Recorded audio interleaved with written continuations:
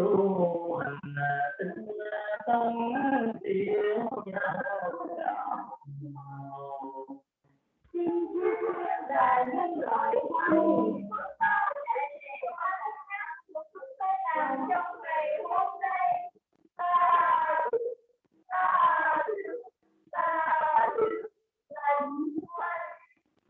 nguyện cho phần pháp để tâu những trăm họ năm châu cầu cho thân cả chung nội đầu hướng thiện tâm thành quỷ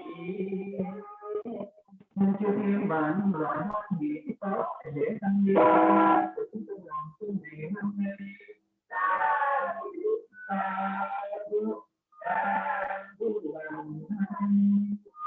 biết tâm tẩy tận tâm si phạm lâm chung tự quý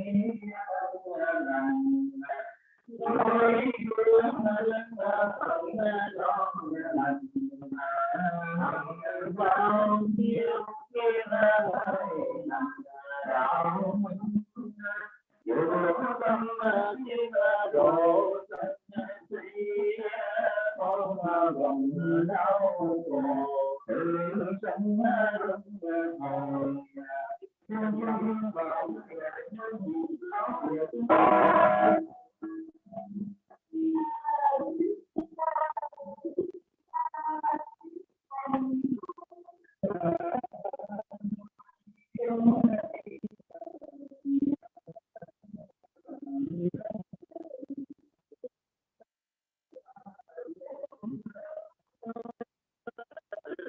hồn mê ôn ngoại tại giao con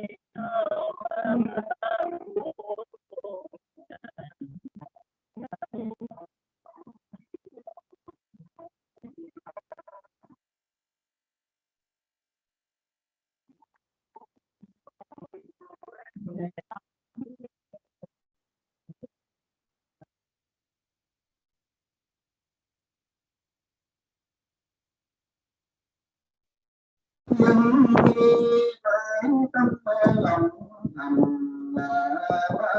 bằng phần đồng thánh nguyên cầu xin chư thiên bản loại mang vì phước báo của chúng tôi làm trong ngày hôm nay.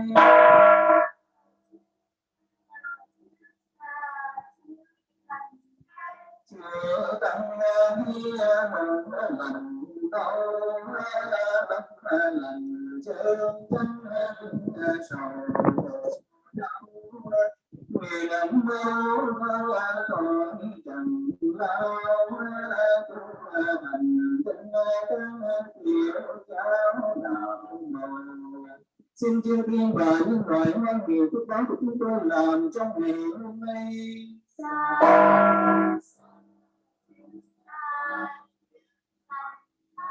Nguyện cho phần pháp điện lâu năm những trong ngọn tâm cho thành hành cầu cho tinh cả chúng sanh vui giàu nguyện tâm thành xin chư thiên và nhân loại mang vì phước báo của chúng tôi làm trong ngày hôm nay.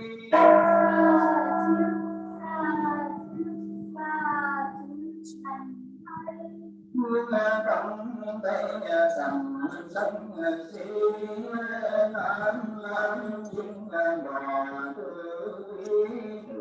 hành nói hương bên phần con lòng bao nhiêu kiếp thành đạo chùa tâm thiên đồn sinh đón bằng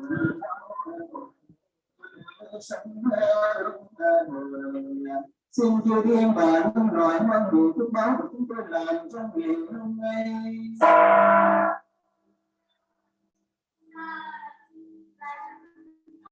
Cả xã ngoài bên chi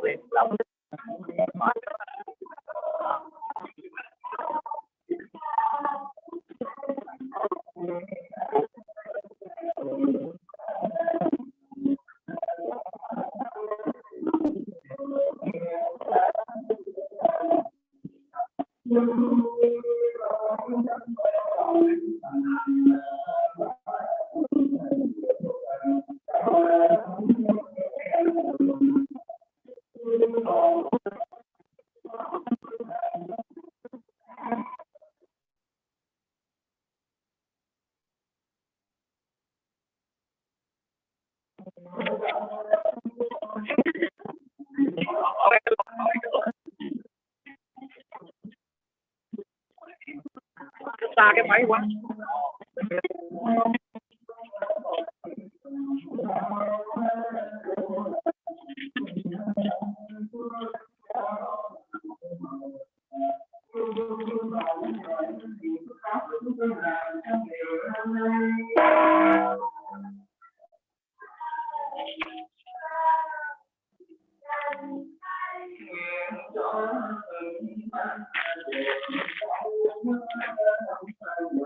Lâm hòa trong cháu hành cầu cho dân cả chúng sanh hội đầu diện tâm thành trì. Xin chư thiên và nhân loại mong gì phước báo của chúng tôi làm trong ngày hôm nay.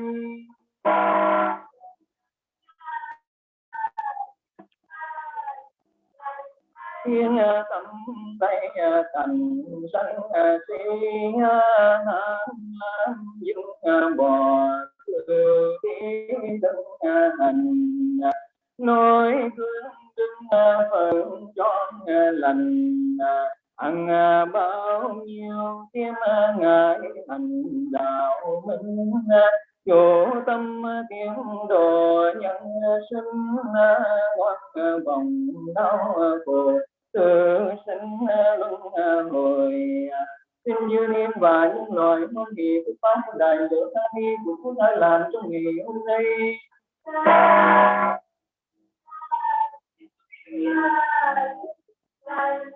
Cả xã ngoài đứng đi bằng sông vàng thanh bình của hàng xa muôn nối gương từ vô thế tôn hoàng thái giáo pháp tam muôn bốn ngàn. Xin chư thiên và những loài hoan hỷ phước báo của chúng tôi làm trong ngày hôm nay.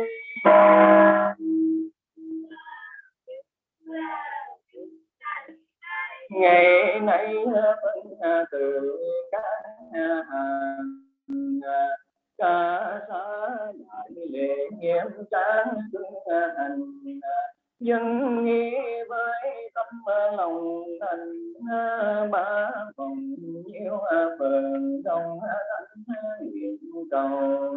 Xin chư thiên và những loài hoan hỷ phước báo của chúng tôi làm trong ngày hôm nay. Chư tăng đi mừng lành thấu tâm lành chân chánh dân sầu khổ đau nguyện mau dưng cõi trần lao tu hành tình tăng yêu nhau đạo màu. Xin chư thiên và những loài hoan hỷ phước báo của chúng tôi làm trong ngày hôm nay. Ta lành thay nguyện cho phần pháp bền lâu năm nhuận năm hòm năm châu thành hành cầu cho thân ta chúng sanh hối đầu thiện tâm thành quý. Xin chư thiên và những loài hoan hỷ phước báo của chúng tôi làm trong ngày hôm nay.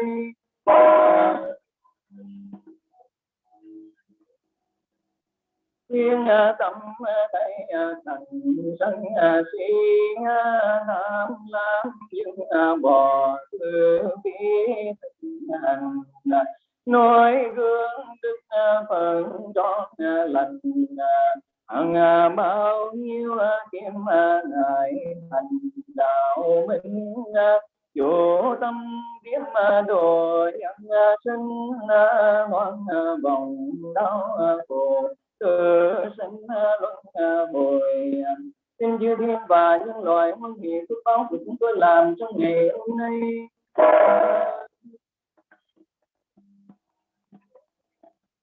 Cả xã ngoài đứng chi bằng thắng vàng đánh tình của sa môn nói gương từ phổ thế tôn hoàng thái giáo pháp tam muôn bốn ngàn.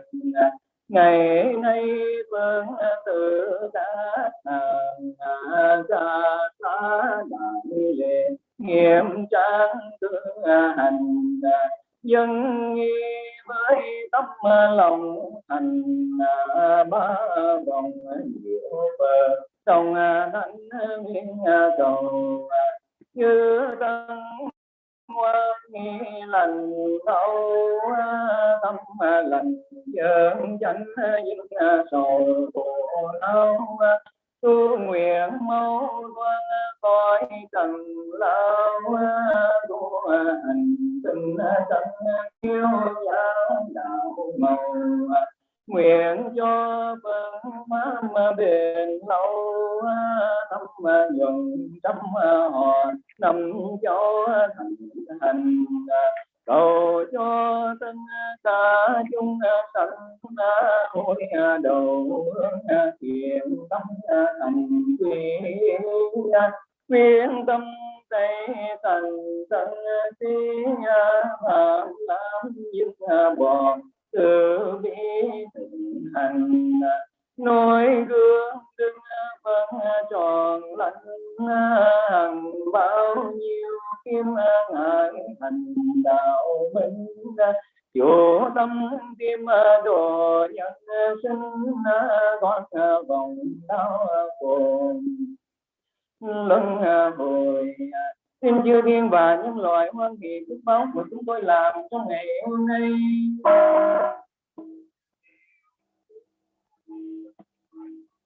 Cả xã hội đứng chia bằng sống bằng thân bằng của hàng ta muốn noi gương tư phổ thế tôn hoàng thái nhân pháp tam muốn bốn ngàn ngày nay vẫn tự đã hàng ta xã đoàn về nghiêm trang tương hành dân y với tâm lòng thành ba vòng diệu đồng thánh cầu chư tăng ngoan nghe lành thấu lành chân chánh sầu khổ đau nguyện mau cõi trần lao đua hành tinh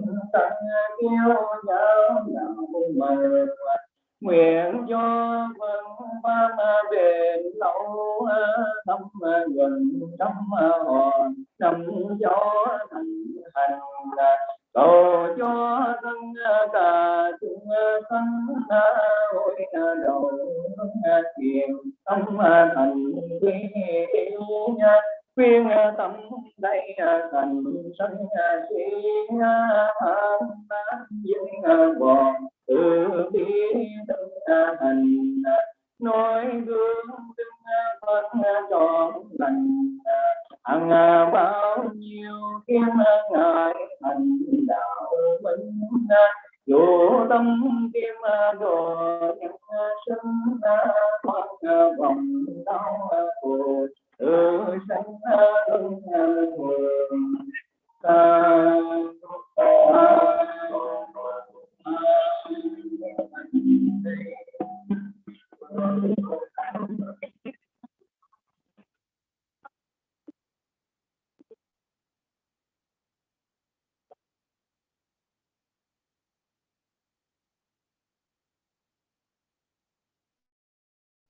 Nhau một lần cùng với lại cái chủ thì trên này ví dụ thông thường đi ca thứ khác thì nếu là thứ ba cùng một lần thông thường thì lúc nếu sẽ cho thêm hai phần đây là dọc đây thì quý vị rồi hai bên này quý vị được vào thì lên tại vì người rồi cái tăng nguồn ai thì có hai với người bên ngoài này một đồng nhau cũng là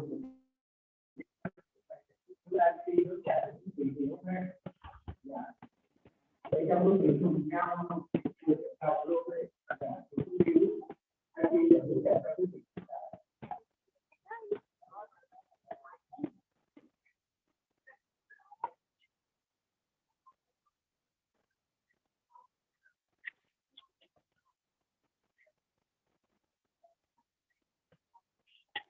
được đó thì làm cái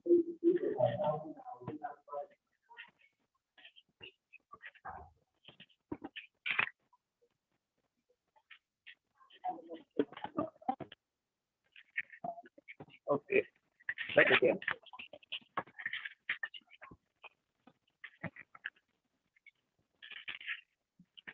Anh đang muốn gặp anh đang đi chơi không phải là chơi nhà. Đó. Anh muốn chơi cái này không? Cái này bây giờ thì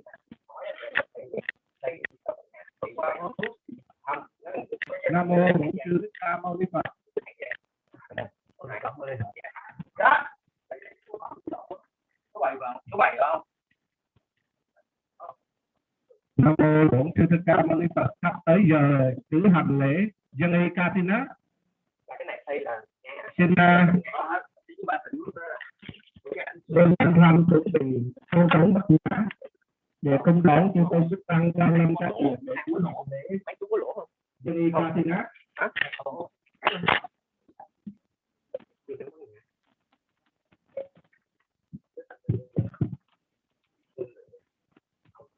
Có lỗ.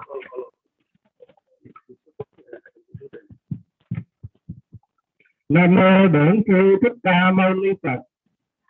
Đã đến giờ cử hành nghi lễ dân y ca thi nát. Chúng con thành kính kính thỉnh chư tôn đức tăng Quan Lâm Chánh Điện để cử hành nghi lễ dân y ca thi nát ngày hôm nay. Chúng con thành kính kính thỉnh quý ngài.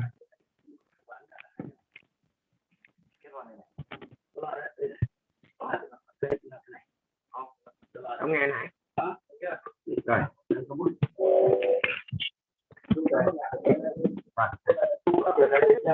Không nghe. Dạ, rồi.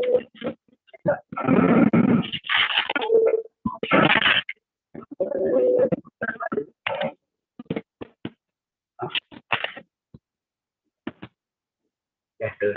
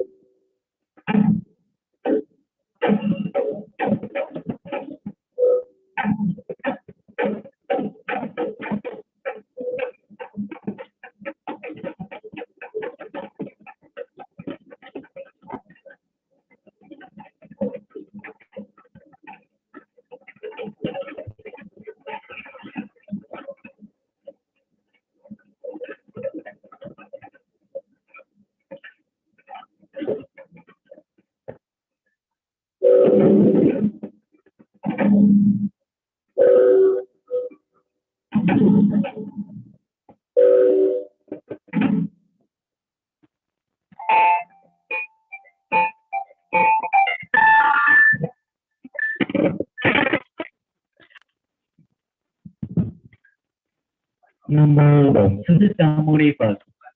Kính mời toàn thể đại chúng đứng lên, trang nghiêm thanh tịnh, chắp tay hướng tâm đến ân đức của hàng sứ giả Như Lai để cung thịnh chư tôn đức tăng Quan Lâm chánh điện. Nam mô Tassa Bhagavato Arahato Samma Sambuddhassa. The ceremony now begins. Please stand up and put both hands together in front and above your heart to pay respect and to welcome our most venerable to the shrine hall.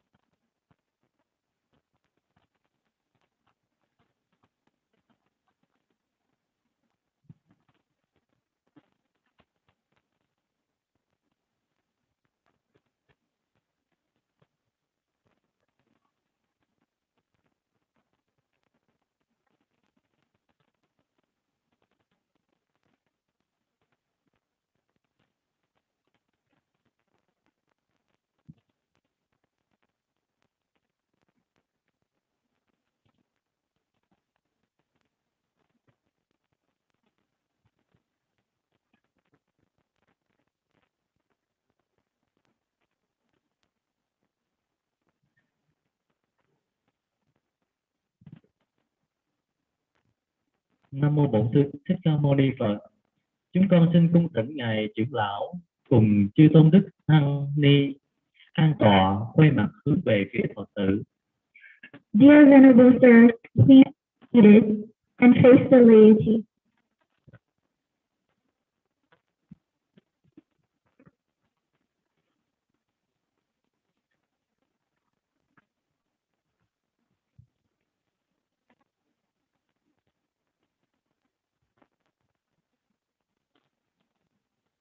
Xin mời toàn thể chư Phật tử ngồi xuống. Everyone, please be seated.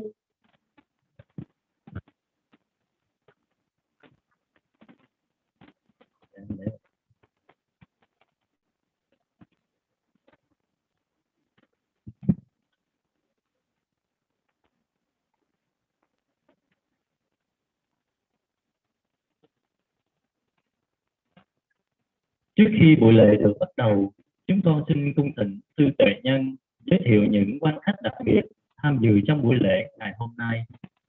Before we begin, we'd like to ask Venerable Buddharakkhita to introduce our special guest that has joined us today. Nam mô Buddhaya, Nam mô Dhammaya, Nam mô Sanghaya, Nam mô Bổn sư Thích Ca Mâu Ni Phật. Ngưỡng bái bạch chư tôn đức hiền tăng. Con xin được xin phép con kính giới thiệu chư trưởng lão Đại Đức Tăng đã từ mẫn Quang Lâm đạo tràng Hương Đạo chúng con ngày hôm nay chứng minh cho buổi lễ tăng ni Kathina được thành tựu viên mãn. Đặc biệt ngày hôm nay chúng con có 3 vị khách mời quý đã hiện diện tại đạo tràng chùa Hương Đạo. Con xin phép được giới thiệu. Thầy Buddharakkhita đến từ châu Phi, Uganda, châu Phi. Thầy là một vị sư người Uganda, châu Phi đầu tiên tại đất nước Uganda của xứ châu Phi. I would like to invite Thầy to stand up for the lay people to see you.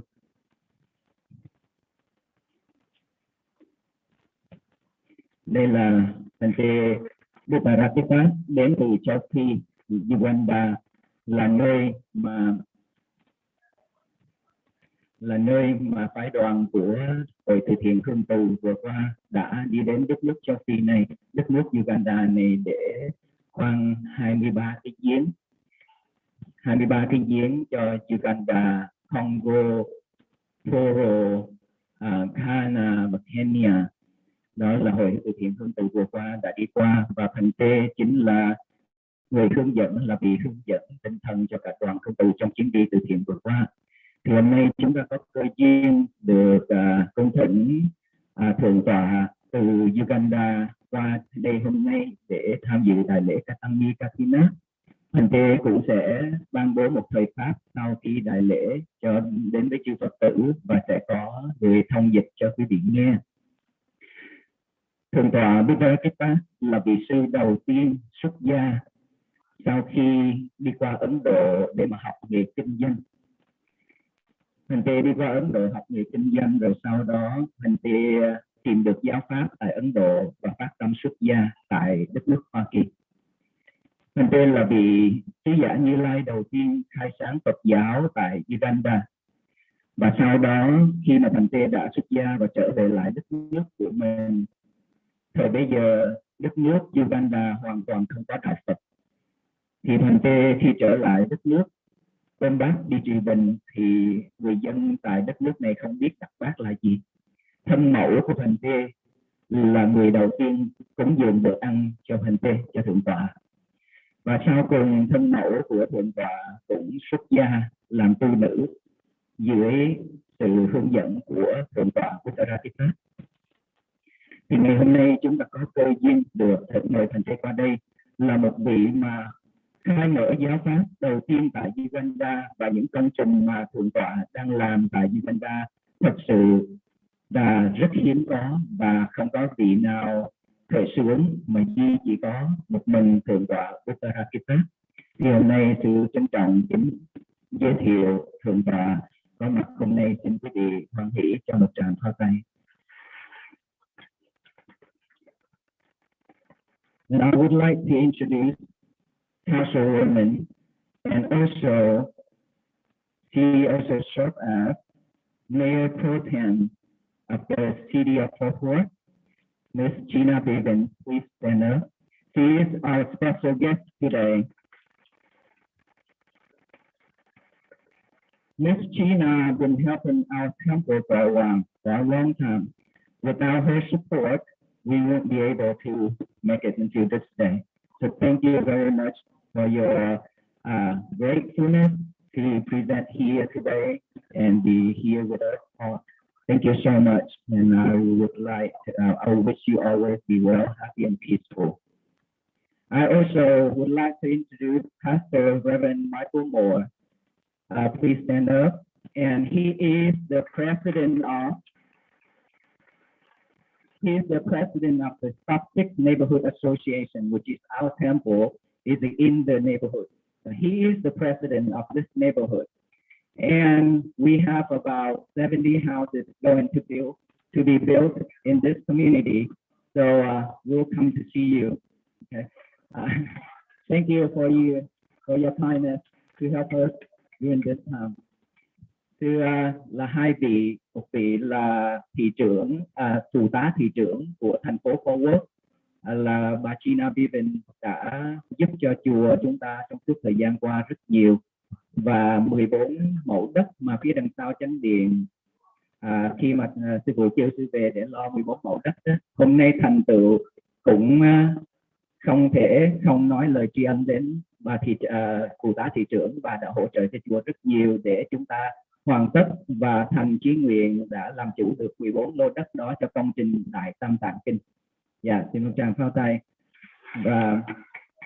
Và Reverend Michael Moore là president của cái neighborhood này của chùa, và chùa chúng ta đang nằm trong cái vùng gọi là Stockstick.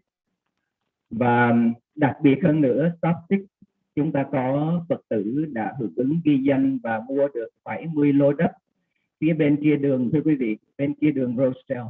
Thì hiện tại bây giờ đã có một gia đình Phật tử đầu tiên đã ở, và 3 ngôi nhà sẽ chuẩn bị xây, và dần dần chúng ta sẽ có một ngôi làng Phật tử chùa Hưng Đạo ngày ngày qua chùa tụng kinh lễ Phật và làm công quả tu hành. Đó là những cái gì mà chùa Hưng Đạo sẽ tiến hành tiếp theo. Xin quý vị hoan hỷ với công đức này.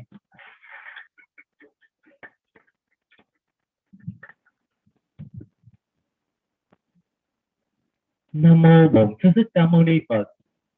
Kính bạch chư vị trưởng lão, chư vị thượng tọa, chư đại đức tăng ni, kính thưa toàn thể quý Phật tử. Đời tăng sĩ chính là đời thất sĩ, không vì mình mà chẳng lụy vì đâu, sống vì tha trong chân lý nhiệm màu, xin là để cất sâu tình vạn loài. Hôm nay trong không khí của tiết tháng 10, cái tiết của tàn thu, từng cơn gió hắt hiu tràn về, báo hiệu cho mùa đông sắp tới. Những chiếc lá đã ngã màu và rơi lả tả trên sân, cũng là thời điểm chư tăng mạn phép 3 tháng an cư kiết hạ, đồng thời là cơ hội cho toàn thể Phật tử có cơ duyên tạo phước lành, cúng dường y Kathina đến đại chúng tăng già.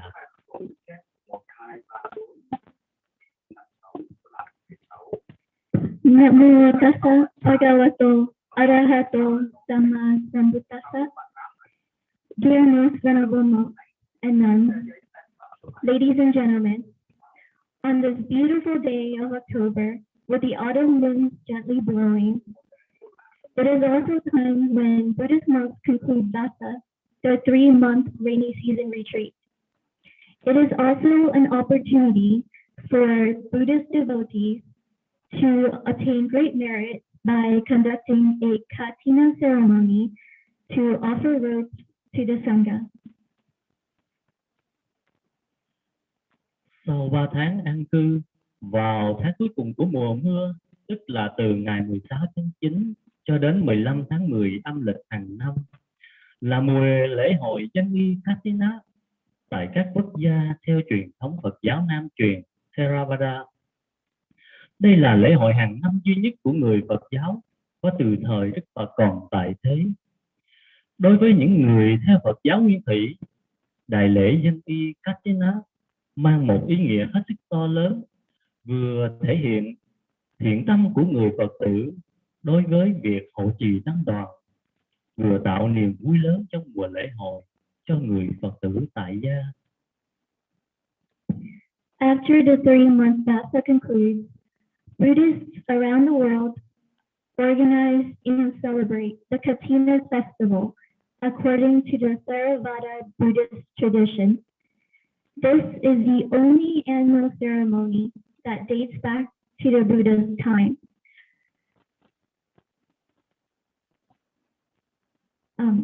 To those that follow the Theravada Buddhist tradition, a Katina ceremony has tremendous significance. Not only does it express the goodwill of traditional Buddhists in supporting the Sangha, it also enables Buddhists to have great joyfulness during this celebration. Katina có nghĩa là bền chặt, không dễ bị vỡ vụn. Gọi là đại lễ Katina vì đại lễ này bền vững, do bao gồm nhiều quy định quan trọng đưa đến sự viên mãn của sự cúng dường. Đó là những yếu tố thù thắng về tâm thí, vật thí, thời thí, người thọ thí và cung cách thí. Katina in Pali means stability. This Katina celebration requires a combination of very important specific criteria. Those criteria include a strong belief, the right timing, the right objects to offer, the right recipient, and also the right formal procedures. Chính Đức Phật tuyên thuyết cho chư tỳ kheo sau 3 tháng an cư về tầm quan trọng của sự cúng dường y Katina. Này chư tỳ kheo, ví như đại núi thiết uy to lớn, dù cơn gió lớn nhất cũng không thể làm di chuyển hay lay động được. Cũng thế, công đức tích lũy của người cúng dường y Katina cũng to lớn và vững chắc như vậy. Phước này còn phước nào hơn ca sa dâng đến chư tôn tăng già, thiện nam tín nữ hiền hòa cùng nhau câu hội bảo tòa nhân y. After the Vasa retreat, the Buddha said to his disciples in regards to the significance of the Katina robe offering as follows. Dear bhikkhus, like the biggest mountain that even the strongest wind cannot move, the merit that one attains from offering the Katina robe is just as great. Kính bạch chư tôn đức tăng ni, kính thưa quý vị, hôm nay trong ngày dân y truyền thống cũng là ngày Tăng Bảo, toàn thể chư thiện nam tín nữ vâng theo lời Phật dạy cúng dường y Kasa đến 10 phương tăng chúng, nhất là chư tăng đã mãn phép 3 tháng an cư kiết hạ tại chùa Hương Đạo. Dear most venerable monks, ladies and gentlemen, today with our traditional Katina ceremony, also known as Sangha's Day, following the Buddha's teaching, we offer robes to the Sangha, especially to the venerables who have completed the 3-month Vasa at Huong Buddhist Temple. Nam mô Bổn Sư Thích Ca Mâu Ni Phật. Tiếp theo là phần lễ bái Tam Bảo. Chúng con cung thỉnh chư tôn đức tăng già hướng về Phật đài để khai kinh bạch Phật. Chúng con xin cung thỉnh thầy trụ trì niêm hương và đọc lời xưng tá. Nam mô Buddhaya. We'd like to ask all venerables to prepare for the chanting ceremony. Dear most venerable abbot, please lead the chanting.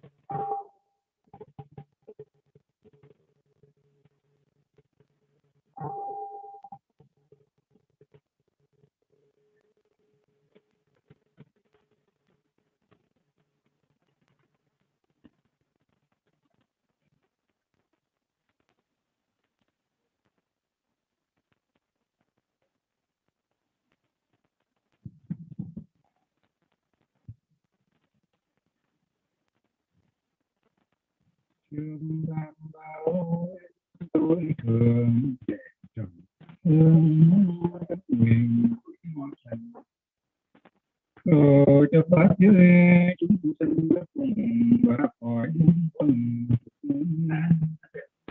mãi thân hóa đến đường dịch mãi không bồi ánh môi liên hoa nở khắp biển từ trần xa ôi đoàn nay tại đạo tràng đạo toàn để đời chúng cực nhẹ đại cực đồ đến người thích môi tam bảo mười phương chứa Phật bổn sư thích cao ni Phật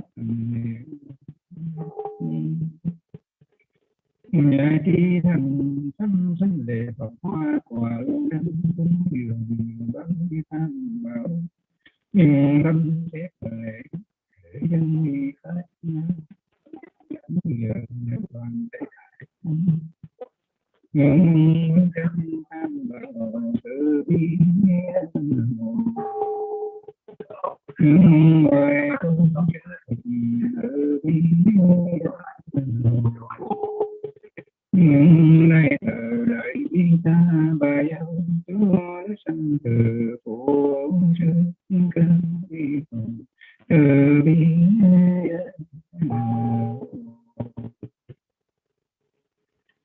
nhận tâm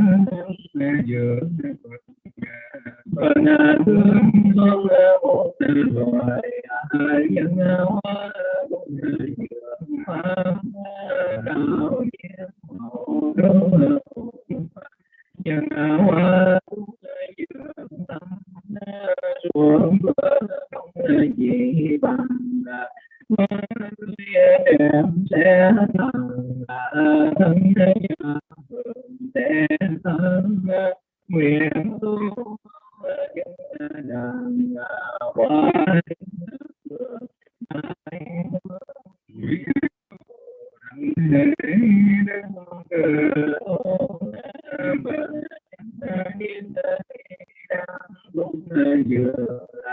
con nguyện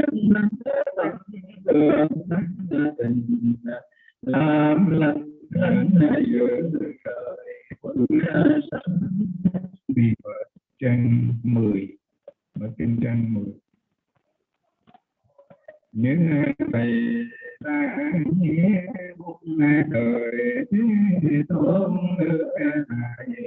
miễn tình xoa trường giả trong vô đồng tập thành ta về ký đêm mang vô vì đời dung sắc thủ sắc áo quán chiếu diệu sắc tỏa khi biết đến đây bằng đến đây tôi đứng một bên đúng bên bờ đời chưa biết và chân phải buông tầm cầu mong đời một đời bên ngài con để tu lần cao tuần để tu về không hay rồi ngồi nghe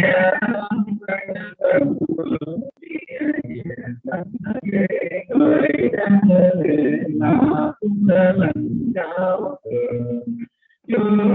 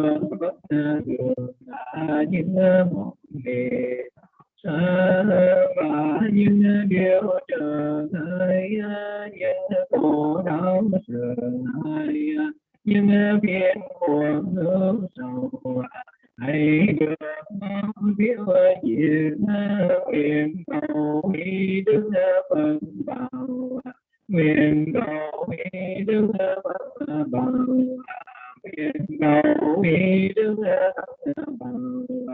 xin những điều chẳng lành nào những điều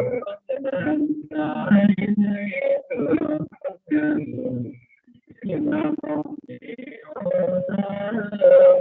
những điều nhưng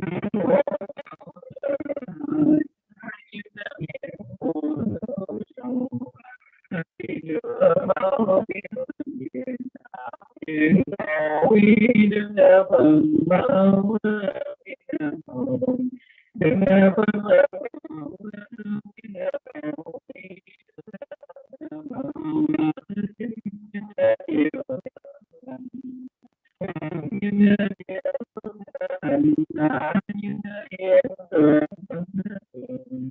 nhưng sâu và những điều trở ngại nhưng khổ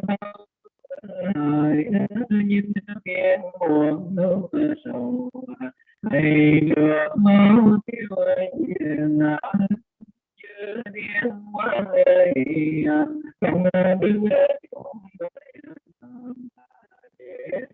thành qua đôi hồn chi chúng sanh những người tu giới hành vô vi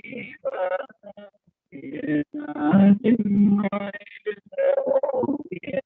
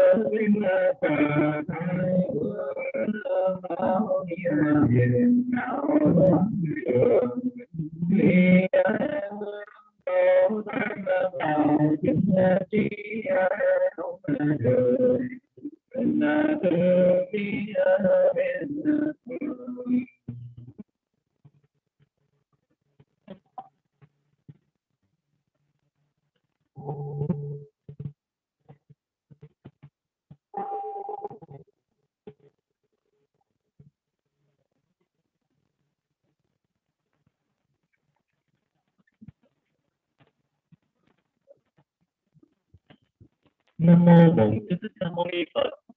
Tiếp theo chương trình là nghi thức chân y và tăng cường học y.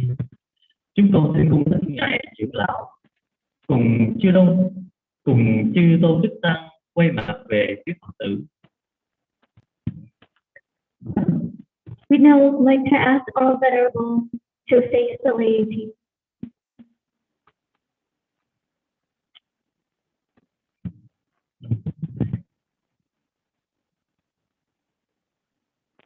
Nam mô Bổn Sư Thích Ca Mâu Ni Phật.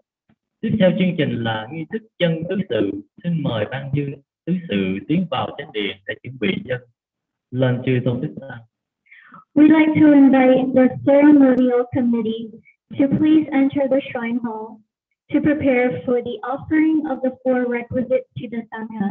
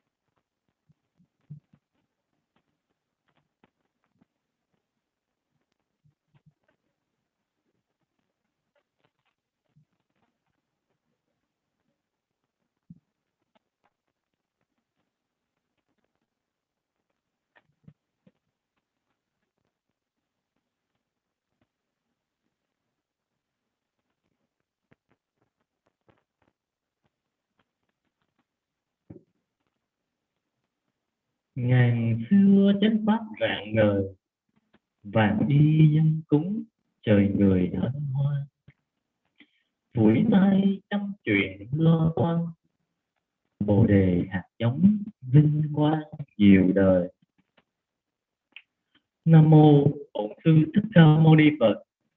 Tiếp theo chương trình, chúng con xin kính mời đại diện các thí chủ, cô Vinh, chị Thu, chị Quý, chị Trà, chị Quế và chị Phương quỳ lên đối trước Tam Bảo.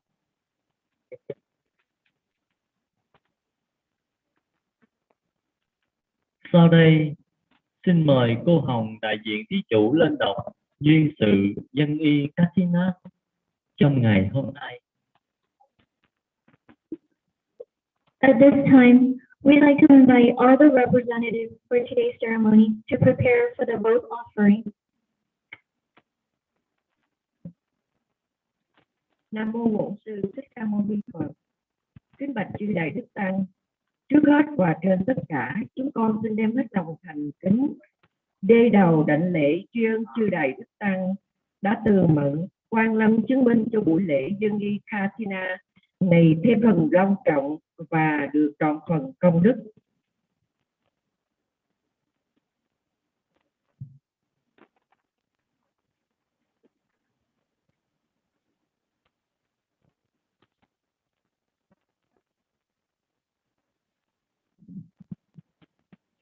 Kính bạch quý ngài, cho phép con thay mặt các thí chủ nói lên lời cảm tưởng của chúng con. Đức Phật dạy Buddharakkhita Đức Phật chánh đẳng giác xuất hiện trên thế gian này là một điều khó được, rất hiếm có, thật vô cùng hy hữu. Cũng như vậy, Đức Pháp Bảo, Đức Tăng Bảo xuất hiện trên thế gian này cũng là điều khó được, rất hiếm có, thật vô cùng hy hữu.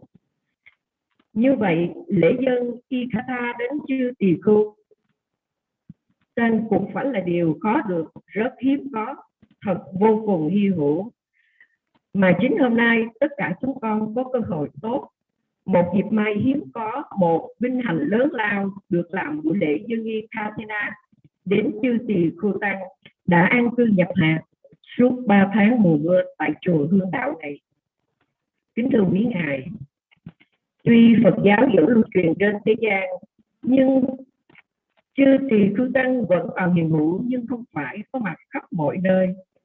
Cho nên chúng con phải chờ đợi qua một thời gian lâu, mãi đến hôm nay, tất cả chúng con mới có được cơ hội tốt, một dịp may hiếm có, một vinh hạnh lớn lao được làm buổi lễ dân y Katina đến chư tỳ khưu tăng tại chùa Hương Đạo.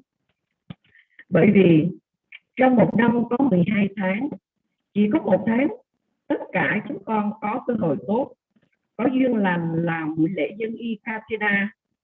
Trong một tháng có 30 ngày, tại chùa Hương Đạo này, tất cả chúng con chỉ có một ngày duy nhất này, mà trong ngày này có 24 giờ, tất cả chúng con chỉ có được giờ này là giờ làm buổi lễ dân y Katina đến chư cư tăng mà thôi.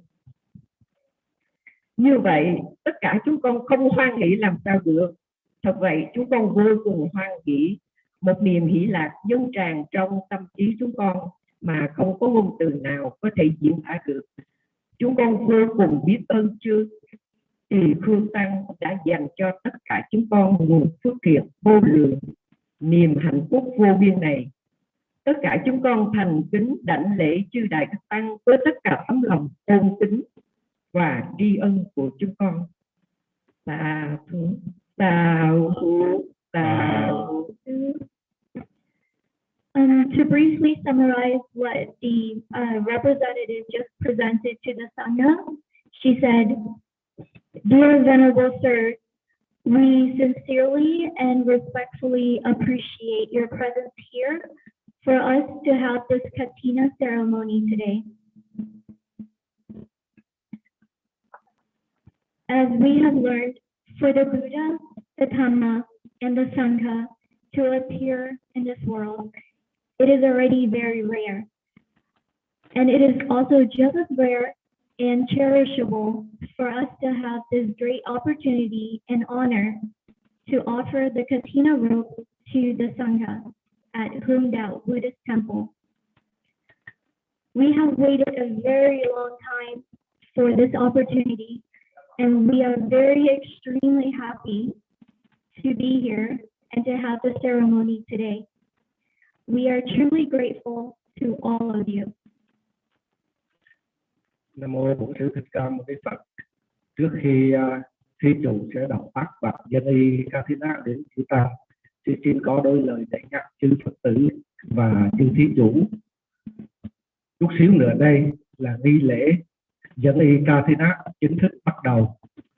Khi thí chủ đại diện thí chủ đọc lời ác bạc, quý Phật tử đọc theo, thì quý vị nhất là chư thí chủ hoan hỷ hướng tâm cúng dường y Kathina này lên chư tôn đức tăng, chứ không phải cúng dường lên cá nhân một vị sư nào.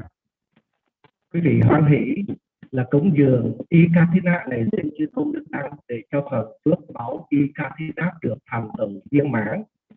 Đồng thời chư Phật tử ngồi bên dưới cũng có y đang cầm ở tay, thì quý vị hoan hỷ cũng tác ý cúng dường y này lên chư tôn đức tăng, cùng đọc lời tác bạc.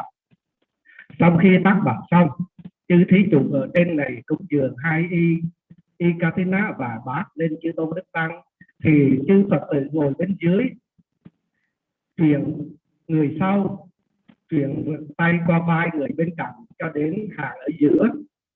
Hai hàng giữa có sợi dây, dây đó là dân bằng thân cúng dường lên chư tôn đức tăng. Ở trên này chư tôn đức tăng phía trên sẽ nhận qua sợi dây đó. Thay vì quý vị sẽ đem bàn tay lên chân, thì đằng này quý vị chỉ ngồi dưới đó, thân cúng dường, tâm cúng dường và tác ý cúng dường. Thì thân cúng dường là cúng dường đụng tay nhau truyền ra qua sợi dây này. Quý vị hoan hỷ.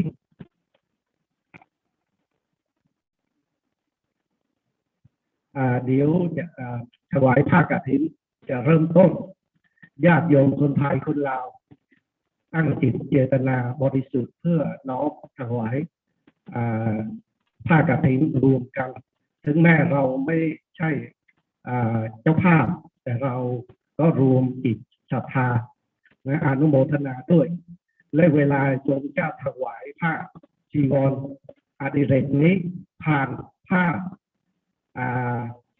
รับมาผ้ารับประเคนของโยมข้างล่างและโยมต่อจากไหล่นะโยมลงข้างล่างต่อจากไหล่กับโยมทั้งหมดเพื่อรวมจิตศรัทธาถวายผ้ากฐินด้วยกันเจริญพรคุณโยม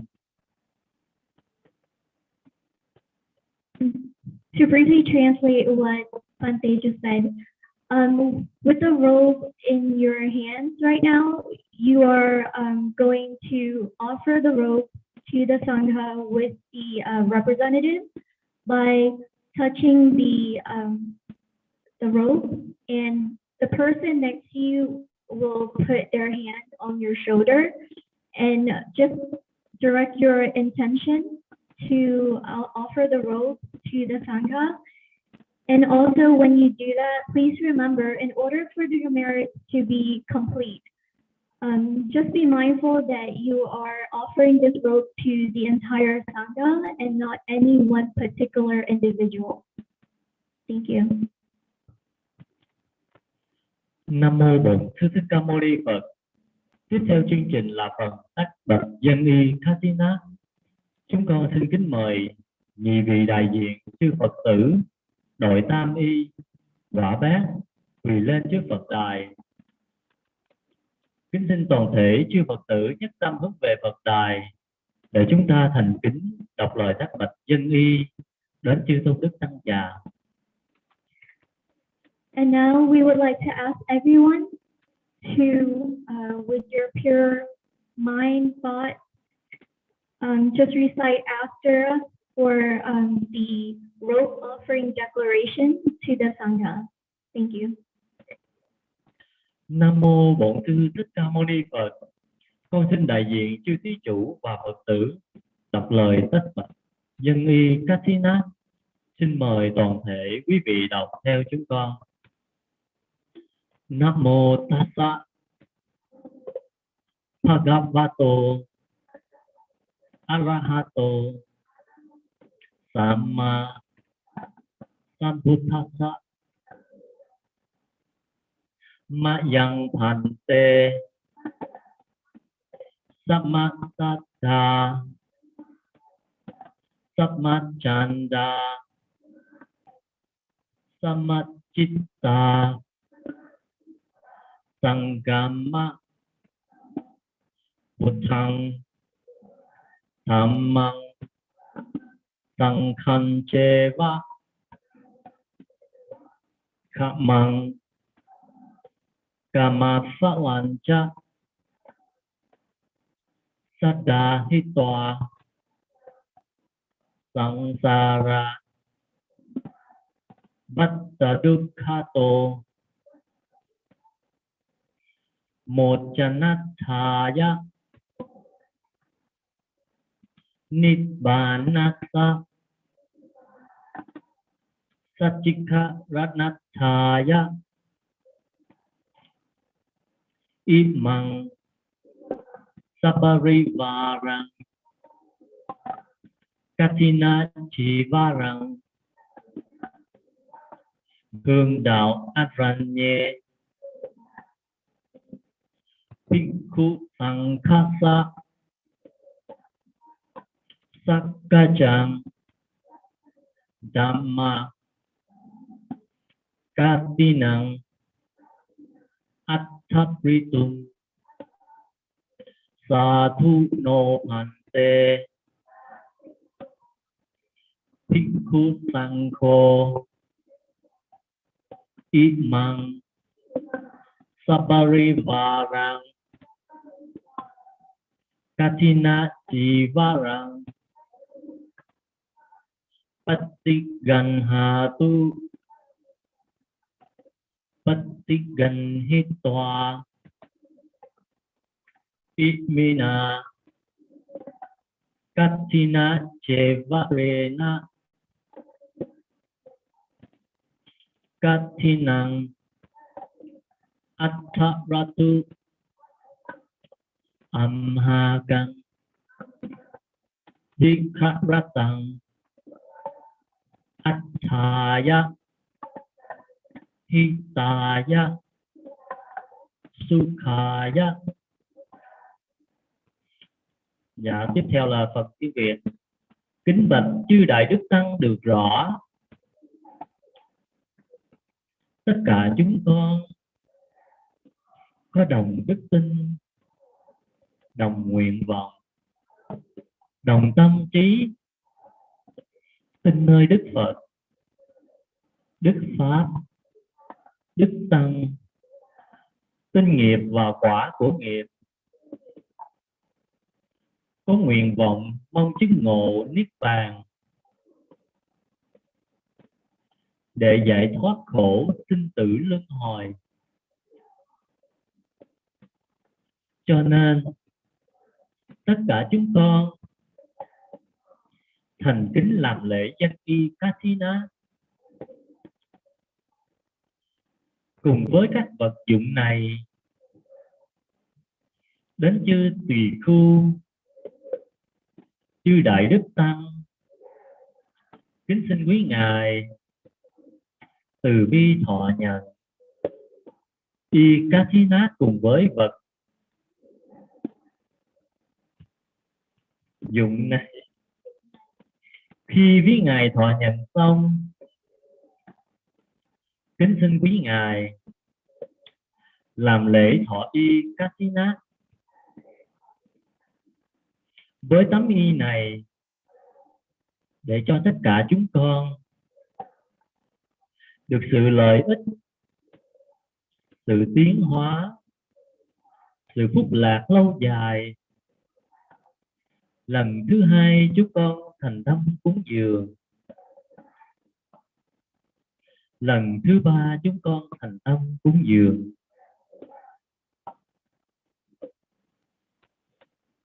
Dear Venerable Monks, we all have the same beliefs, the same wishes, the same mind. We believe in the Buddha, the Dhamma, and the Sangha. We believe in karma and we wish for Nibbana and to escape the cycle of reincarnation. Therefore, with the utmost respect, we have organized this Katina ceremony with all the requisites to offer to the venerable monks who have spent their 3-month rainy season retreat at Huong Buddhist Temple. Dear most venerable, please kindly accept this Katina robe and these requisites. After having accepted them, please conduct the Katina robe acceptance ceremony with this Katina robe so that we all may attain long-term benefits, advancement, peace, and happiness. Xin mời toàn thể chư Phật tử, người sau chạm tay vào người trước để cùng nhau dâng y Katina lên tứ sự chư tôn tất tăng. Xin mời chư thí chủ cùng quý Phật tử chúng ta cùng nhau dâng y Katina và tứ sự lên chư tôn đức tăng. Sa thu sa thu sa thu Anumodami. Bante Nimon Bante Rắc Phá Cà Thịnh. Quý vị Phật tử cùng dâng lên chư tôn đức tăng. Tất cả y bên dưới chạm tay qua 2 sợi dây ở giữa cùng đồng. Âm dâng lên chư tôn đức tăng một lần. 1, 2, 3. Sa thu sa thu sa thu Anumodami. Nam mô Bổn Sư Thích Ca Mâu Ni Phật. Tiếp theo là tăng tự thọ.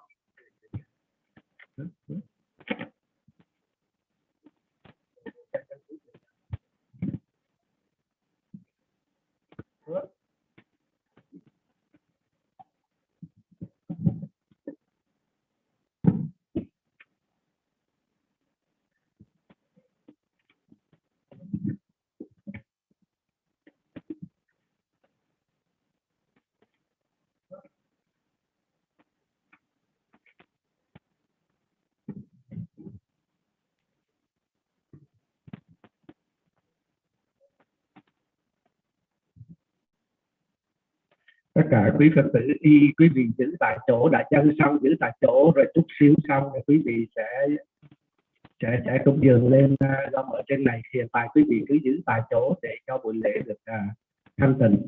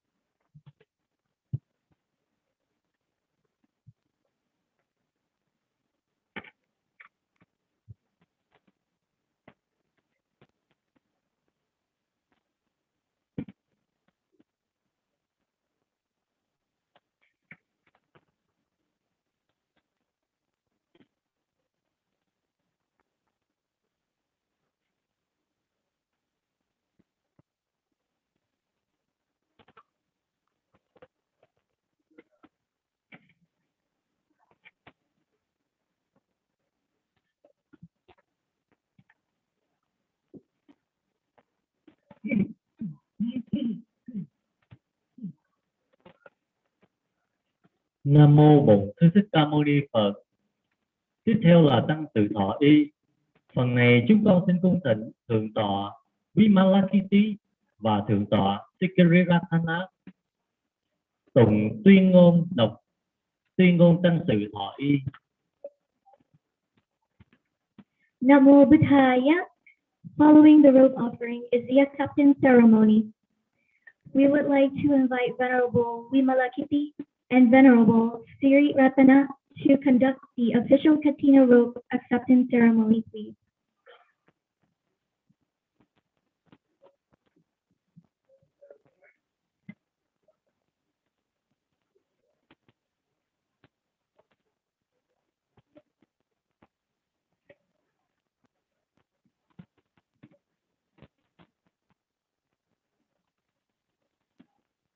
Anh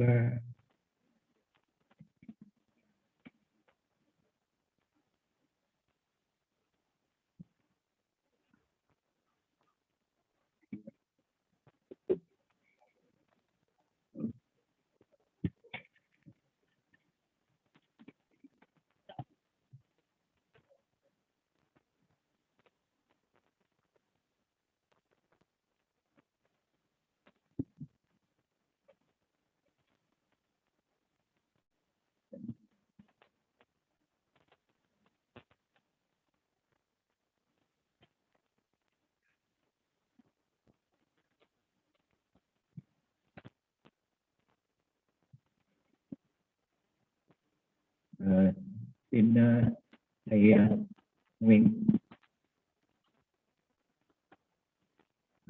Khi chư tăng làm lễ thọ y thì quý Phật tử phải là quay phim chụp hình, quý vị không có tiến lên trên bục chư tăng nhé.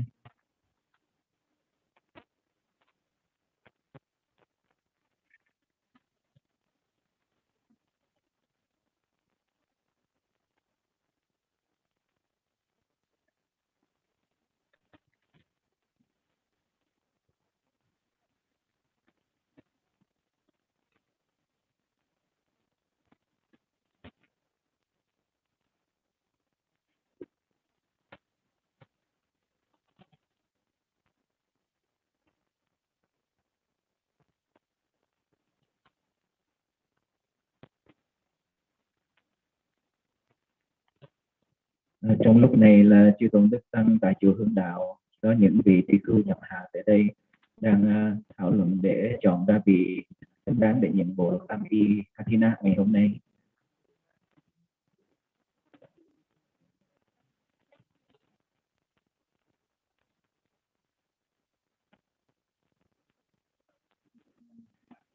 Và ngày hôm nay trong chùa có ngài thượng tọa Nanda và thầy thượng tọa chủ trì, và bản thân của chúng tôi là tỳ kheo tuệ nhân. Thì ngày hôm nay chư tăng quyết định ngài thượng tọa Nanda sẽ là vị thọ nhận y Kathina ngày hôm nay. Sau khi đã hỏi qua đại chúng tăng, tất cả đại chúng tăng đồng ý và giữ im lặng, ngày hôm nay thượng tọa ngài Nanda sẽ là vị nhận tam y Kathina ngày hôm nay.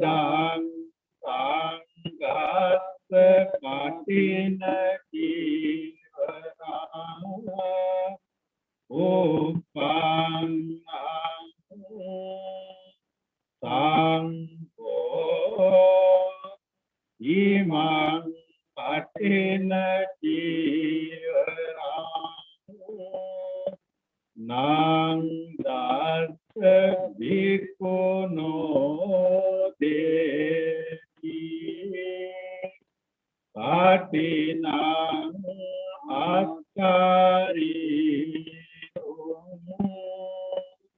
Yassa yammato ahamati Kati katina chirana Nandasa bhikkhunu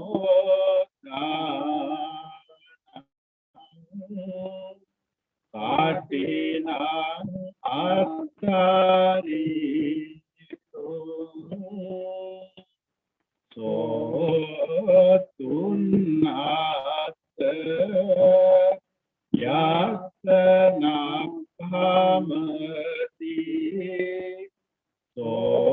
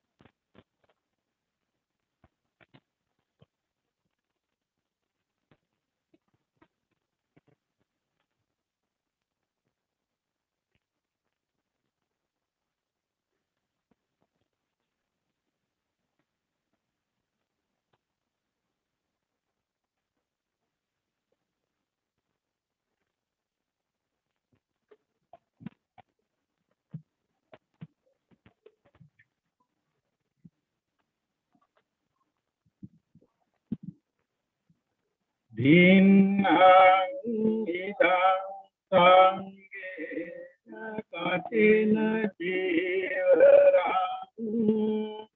Nang dasa bhikkhunu katinang attarito Kahamati sanghasa Tasmatunni eva betang dharaya.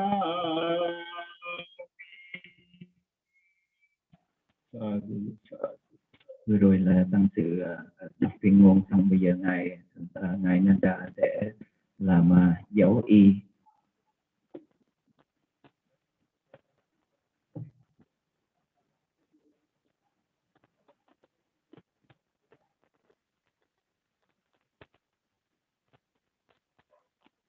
Và bây giờ là ngài Nanda sẽ chọn bộ y cho chính mình. Sau đó thì ngài sẽ nguyện để làm dấu chiếc y đó. Ý nghĩa của làm dấu chiếc y có nghĩa rằng là hủy đi cái vải mới này, tức là chư tăng sẽ thọ dụng. Phải là vải đã cũ đi chứ không có được thọ dụng thì còn mới, cho nên phải làm dấu bằng tiết mực để làm cho nó hoại cái màu sắc đi.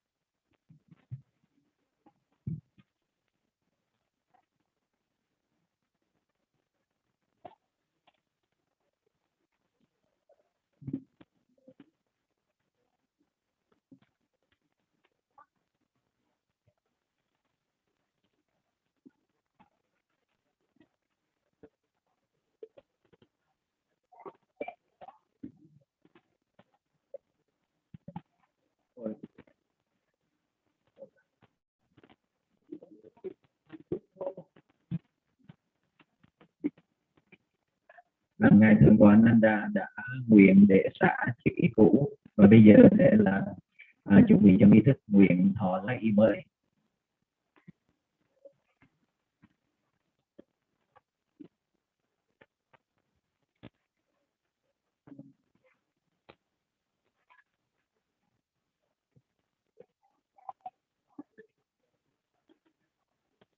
Tidak bersangkati masuk sanggati.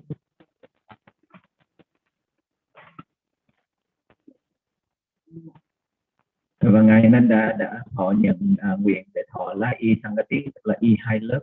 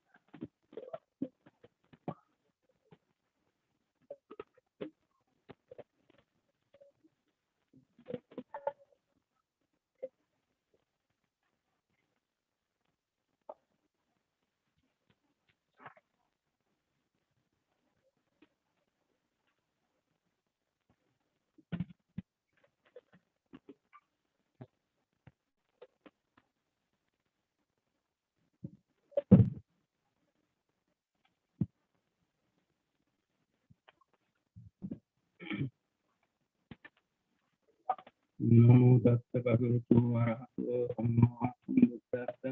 Namo tassa bhagavato arahato samma sambuddhassa. Namo tassa bhagavato arahato samma sambuddhassa.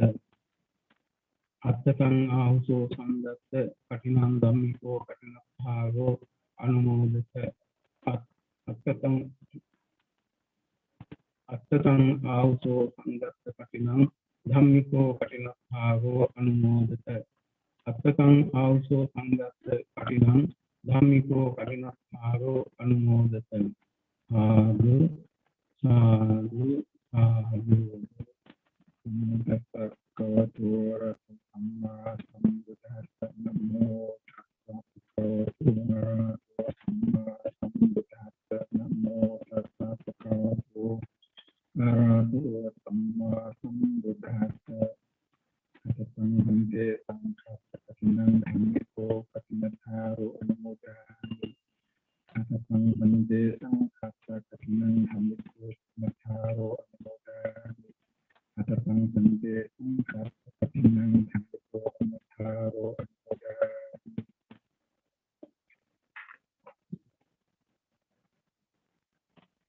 Namo tassa bhagavato arahato samma sambuddhassa. Namo tassa bhagavato arahato samma sambuddhassa. Namo tassa bhagavato arahato samma sambuddhassa. Attang bhante sanghassa katinam dhammiko katinatthāgo anumodāmi. Attang bhante sanghassa katinam dhammiko katinatthāgo anumodāmi. Attang bhante sanghassa katinam dhammiko katinatthāgo anumodāmi. Sadhu, sadhu, sadhu.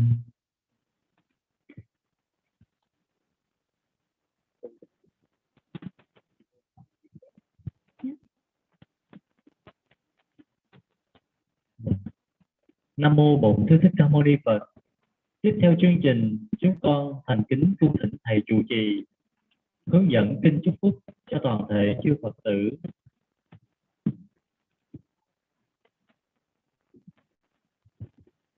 We now like to ask the Most Venerable Ratnaguna, the Abbot of Huong Temple, to lead the Sangha in the blessing chanting.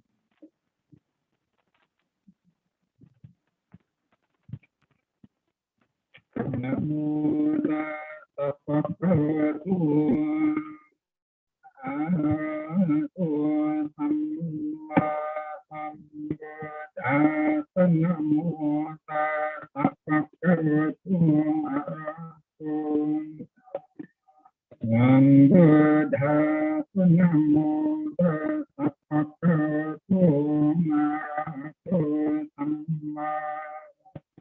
Ekang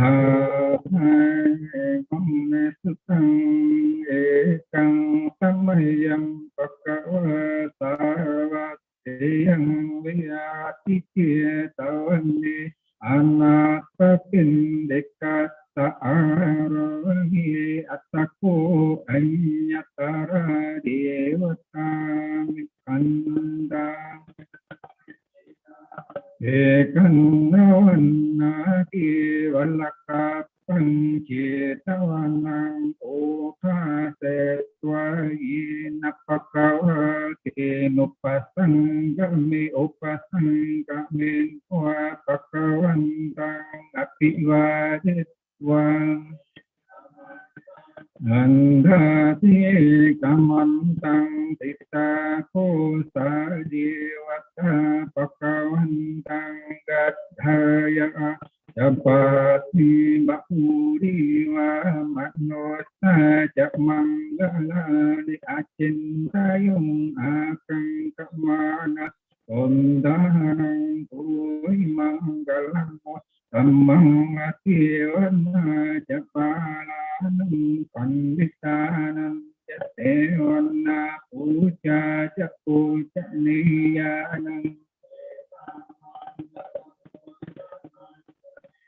Mandetawa soya kumde jakata punya saat Tasamma panidja samang dalam wasamang bahusat Yang yasip pang jabinayo jatusin vito dupasita Gaya jake samanggalam amangala ito pathanang buddhadaras sasanggaho anasin Kammantai dhammang kalamwatamang danang Yadhammacaya sanyatakan Yasanggaho anawacani kammani etam Mangalamun tammang arti dirati papamacapana Jasanyamo apamaro jathamme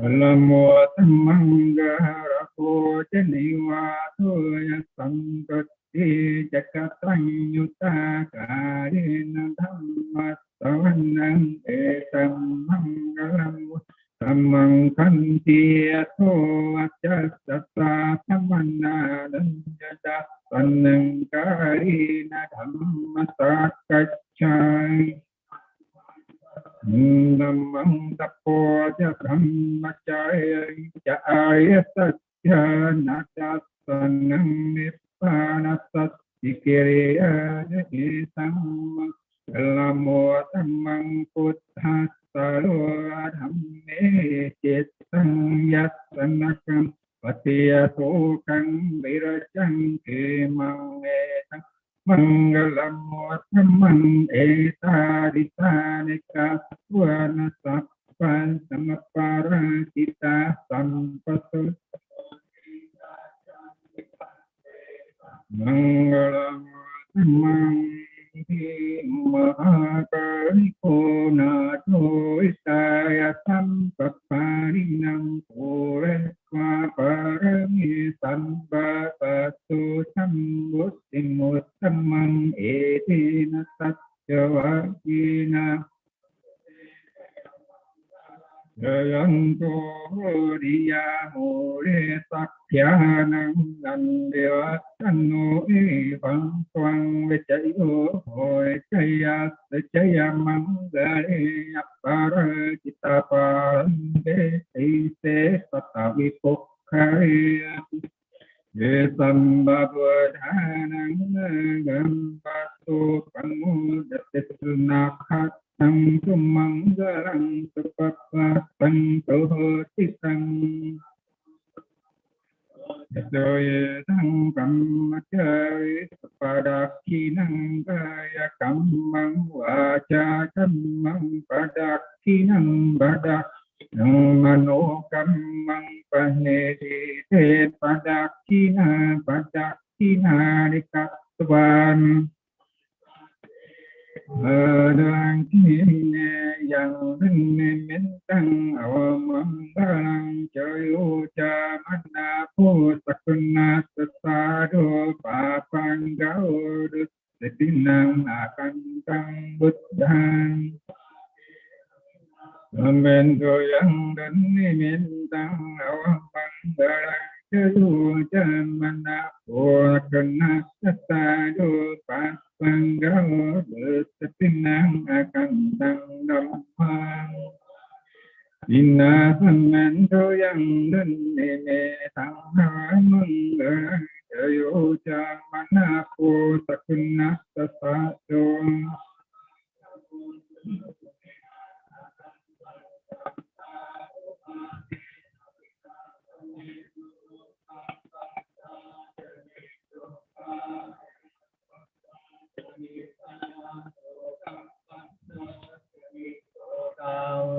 Ande pano eta wakaya eta padang punya saparang tapte dewa anusap Sesetiya danam sattaya selang rakam sambada bhavana kirata hodra chandu devata satte buddha balam bandha chiganam jayam balang araham danam dare narakam bandha Sambhatu Ramde Buddha Sappe Dhammanuparena Sappa Sanghanuparena Buddharatanang Dhammaratanang Sangharatanang Sinnaratanang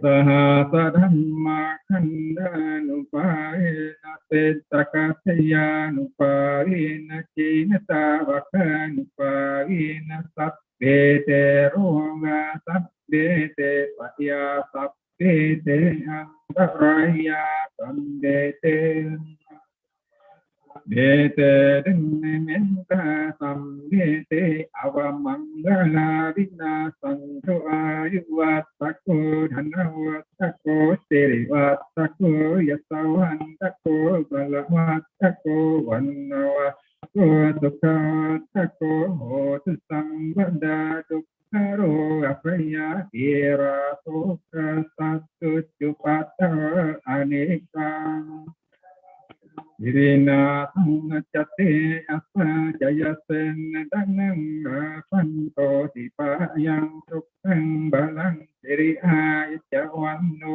Japokan Buddhi Jasawa Sasawa Saja Ayu Jati Jending Pawanduti Sappamanggalang Rakhang Sambadhyata Sambadhyudhan Baena Sada Sundirawandating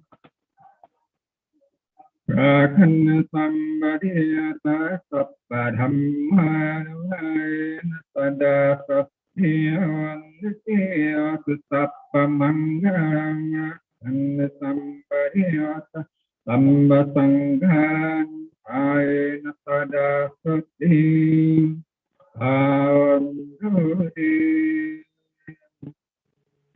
Sadhu sadhu sadhu. Nam mô Bổn Sư Thích Ca Mâu Ni Phật. Kính bạch chư tôn đức tăng, chúng con thành kính tri ân quý ngài đã từ mẫn Quan Lâm đạo tràng để chứng minh cho buổi lễ ngày hôm nay được thành tựu viên mãn. Nguyện cầu hồng ân tam bảo gia hộ quý ngài pháp thể kinh năng và mãi là ánh sáng soi đường dẫn lối cho chúng con. Nam mô Buddhaya. Dear Venerable Sirs, we sincerely appreciate your presence here today to witness this Katina ceremony. May the power of the Triple Gems always bless you with good health, and may your wisdom continue to guide us all. Kính thưa toàn thể quý Phật tử, phước như cây ngọt trái lành, phước như suối mát trong xanh tận nguồn, được an ủi, lắng khổ buồn, bờ kia mật độ cánh vườn nhà đưa. với thiện nghiệp mà quý vị đã trong sạch làm trong ngày hôm nay. Ngưỡng mong chư thiên long thần hộ pháp, hộ trì quý vị cùng quyến thuộc, thân tâm thường được an lạc, sống thiện lành trong ánh hào quang của đấng từ phụ, và hưởng được 5 quả phước dân y, đó là sống lâu, sắc tốt, an vui, sức khỏe và có trí tuệ. Dear friends, with the great meritorious deeds that you all have acquired today, may you all be well, happy, peaceful, and may you all receive the 5 merits from the robe offering today, which are longevity, great appearance, happiness, wellness, and wisdom. Nam mô Bổn Sư Thích Ca Mâu Ni Phật. Tiếp theo chương trình là phần hồi hướng công đức của buổi lễ dân y Katina hôm nay đến thân bằng quyến thuộc của mình. Nam mô Bổn Sư Thích Ca Mâu Ni Phật. Con xin phép được hướng dẫn chư Phật tử đọc hồi hướng công đức của buổi lễ dân y Katina hôm nay đến thân bằng quyến thuộc của mình. Xin mời toàn thể quý Phật tử đọc theo con. Idang me Katina danang Attava kaya vahang ô tu. Nguyện cầu phước thiện dân y Katina này dẫn dắt chúng con chứng đắc đến A-la-hán thánh đạo, A-la-hán thánh quả, đoạn tuyệt được mọi phiền não chồng lưng. Itanno Nhatinan Hồ Tu Sukita Hồn Tu Nhatayo. Cầu mong phước thiện dân y Katina thanh cao này được thành tựu đến thân bằng quyến thuộc tất cả chúng con. Cầu mong cho những thân bằng quyến thuộc được thoát khỏi cảnh khổ, được an lạc lâu dài.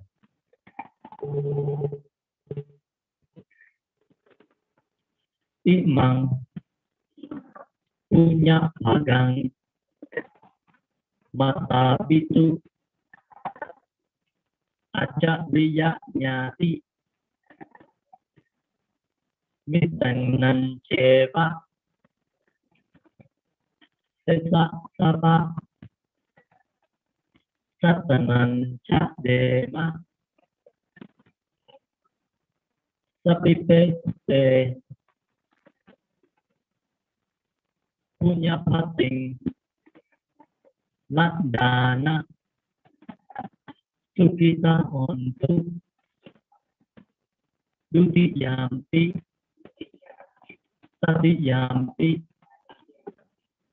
Chúng con thành tâm chia phần phước thiện nhân y Katina thanh cao này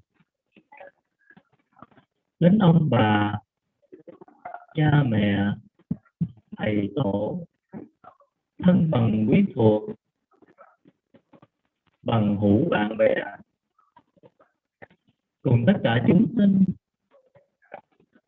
đồng nhau cả thầy. Cầu mong tất cả quý vị hoan hỷ hòa hưởng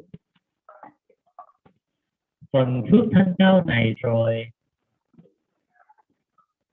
ngõ hầu được thoát khỏi mọi cảnh khổ,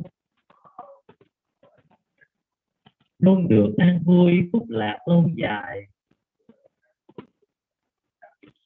Lần thứ nhì chúng con thành tâm chia phần phước thiện này. Lần thứ ba chúng con thành tâm chia phần phước thiện này.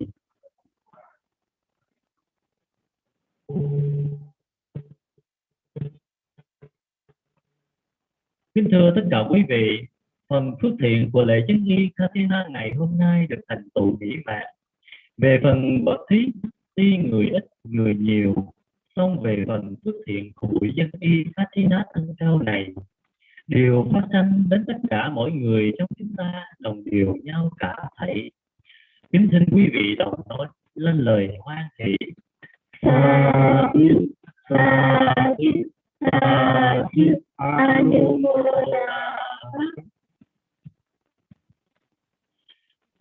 Buổi lễ chứng y Katina hôm nay đến đây hoàn mãn. Chúng con nghiêng mình cung thỉnh ngài trưởng lão cùng chư tôn đức tăng trở về tăng xá nghỉ ngơi. Nam mô Buddhaya. The Katina ceremony today has been completed. Dear Venerable, please return to the Sanghavata to rest. Kính mời quý Phật tử đứng lên chắp tay để cung tiền chư tôn đức tăng ni. Ladies and gentlemen, please rise and put your hands together as the Venerable monks exit. Nãy quý Phật tử chúng ta ghi nhận, chúng ta nhìn thấy ngài Nanda thọ y, nhưng mà chúng ta chưa có biết ngài Nanda thọ lá y nhìn như thế nào, đúng không? Phải không? Bây giờ quý Phật tử có muốn thấy chiêm ngưỡng ngài Nanda mặc y như thế nào không? Master Nanda, since you observe, you receive the new robe, all the ladies they would like to see you with the new robe. Please stand up for them to see. Yes, your new robe. You have your new robe, right?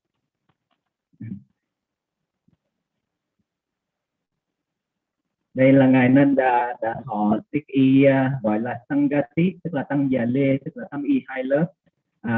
Và tấm y này sẽ dùng cho mùa đông rất là tiện lợi quý vị, tại hai lớp rất là ấm. Quý vị thấy ngài Nanda khoác lên chiếc y tăng già lê có đẹp không?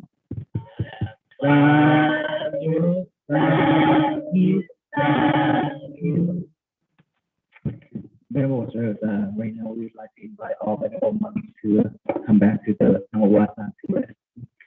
Trước khi mà chư tôn đức tăng trở về tăng xá nghỉ ngơi đó, tôi xin quý Phật tử chúng ta sau khi chư tăng rời khỏi thánh điện, quý vị hoan hỷ chúng ta nán lại để nghe một thời pháp từ một vị thượng tọa đến từ Uganda, châu Phi, Tường Xá rất là xa, nhưng mà ngài đã có mặt đây ngày hôm nay, cho nên chúng ta hoan hỷ nán lại để nghe một thời pháp của quý vị.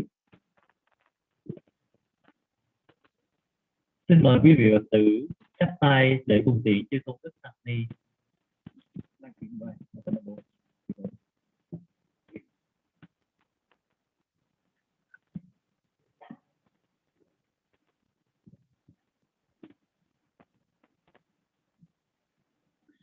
Buddham Sarana Gacchami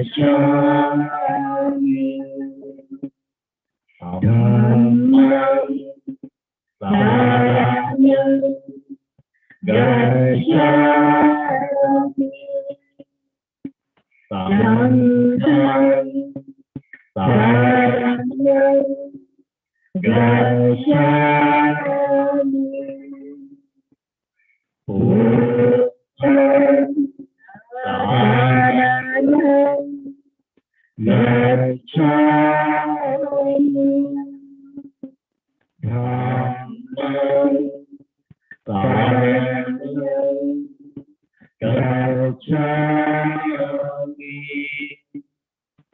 Sangham Saranam Gacchami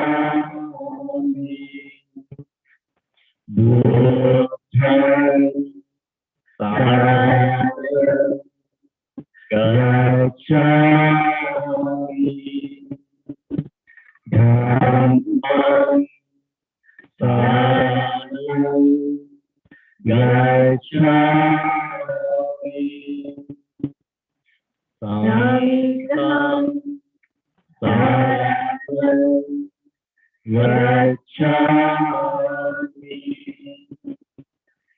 Buddham Saranam Gacchami Dhammam Saranam gacchami sangham saranam gacchami buddham saranam gacchami dhammam saranam gacchami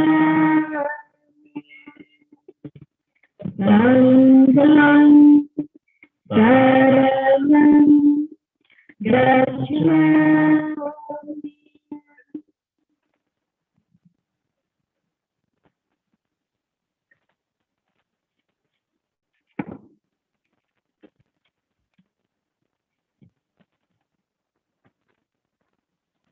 Dạ, kính mời quý Phật tử ngồi xuống.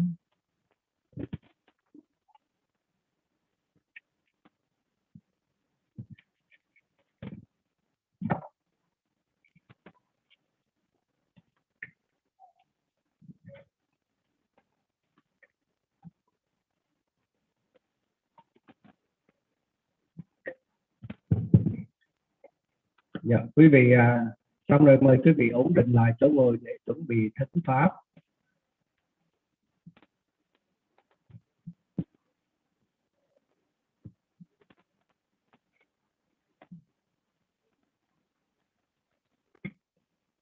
Mời quý vị ổn định lại chỗ ngồi để chuẩn bị nghe thời pháp của ngài thượng tọa Buddharakkhita từ Uganda.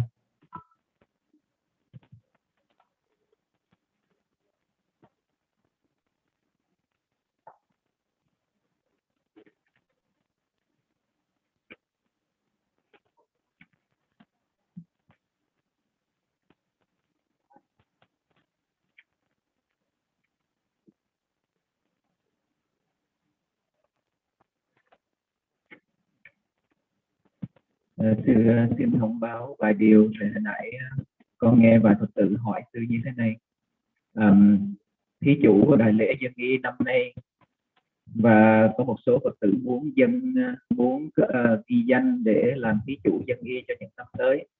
Thì quý vị muốn biết cái năm nào còn trống, quý vị có thể tới ngay bàn thủ quỹ đó. Cái năm còn trống mà theo như sư biết là 2037 trở đi là còn trống, còn trước đó là đã có thí chủ cả rồi. Yeah.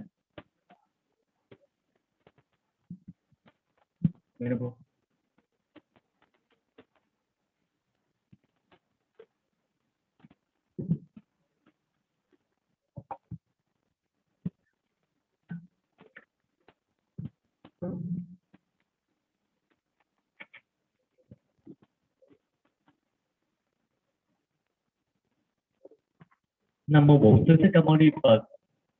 Chúng con xin kính mời quý Phật tử ổn định chỗ ngồi để chuẩn bị thuyết pháp. Nam mô Bổn Sư Thích Ca Mâu Ni Phật.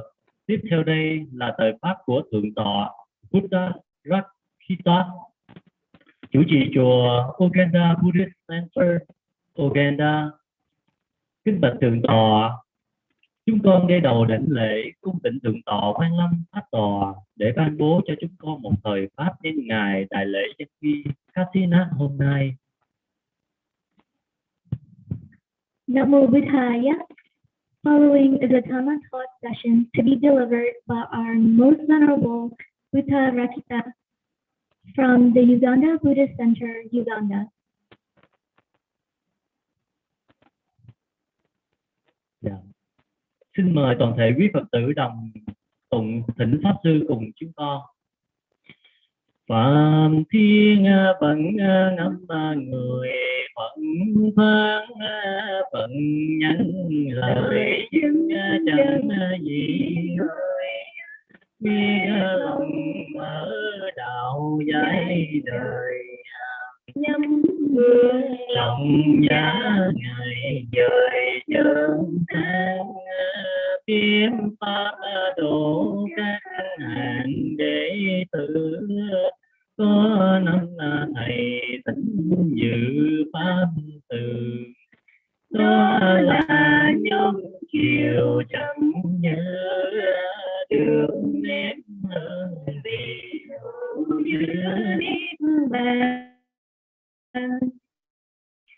rồi từ đó mở mang giáo pháp 45 giác bên tòa, một lòng chẳng tối không mòn những điều lợi hằng còn lâu năm, cả tam giới thừa ăn vô cầm đáp lành người âm thế gian, bởi nhân cơ tính rõ ràng thỉnh ngài khuyên pháp đôi càng tự bi, chúng sanh ngồi khâm chúng ni, tôi về cầu rửa chi chuyện.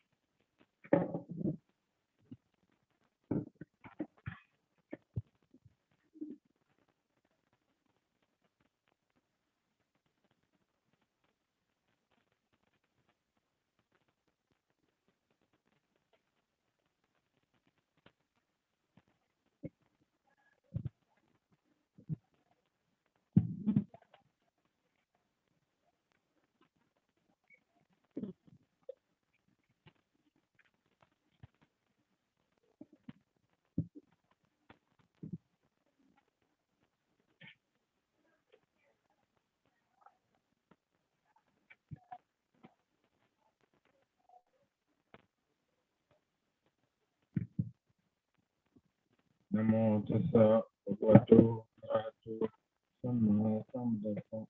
Namo tassa bhagavato arahato samma sambuddhassa. Namo tassa bhagavato arahato samma sambuddhassa.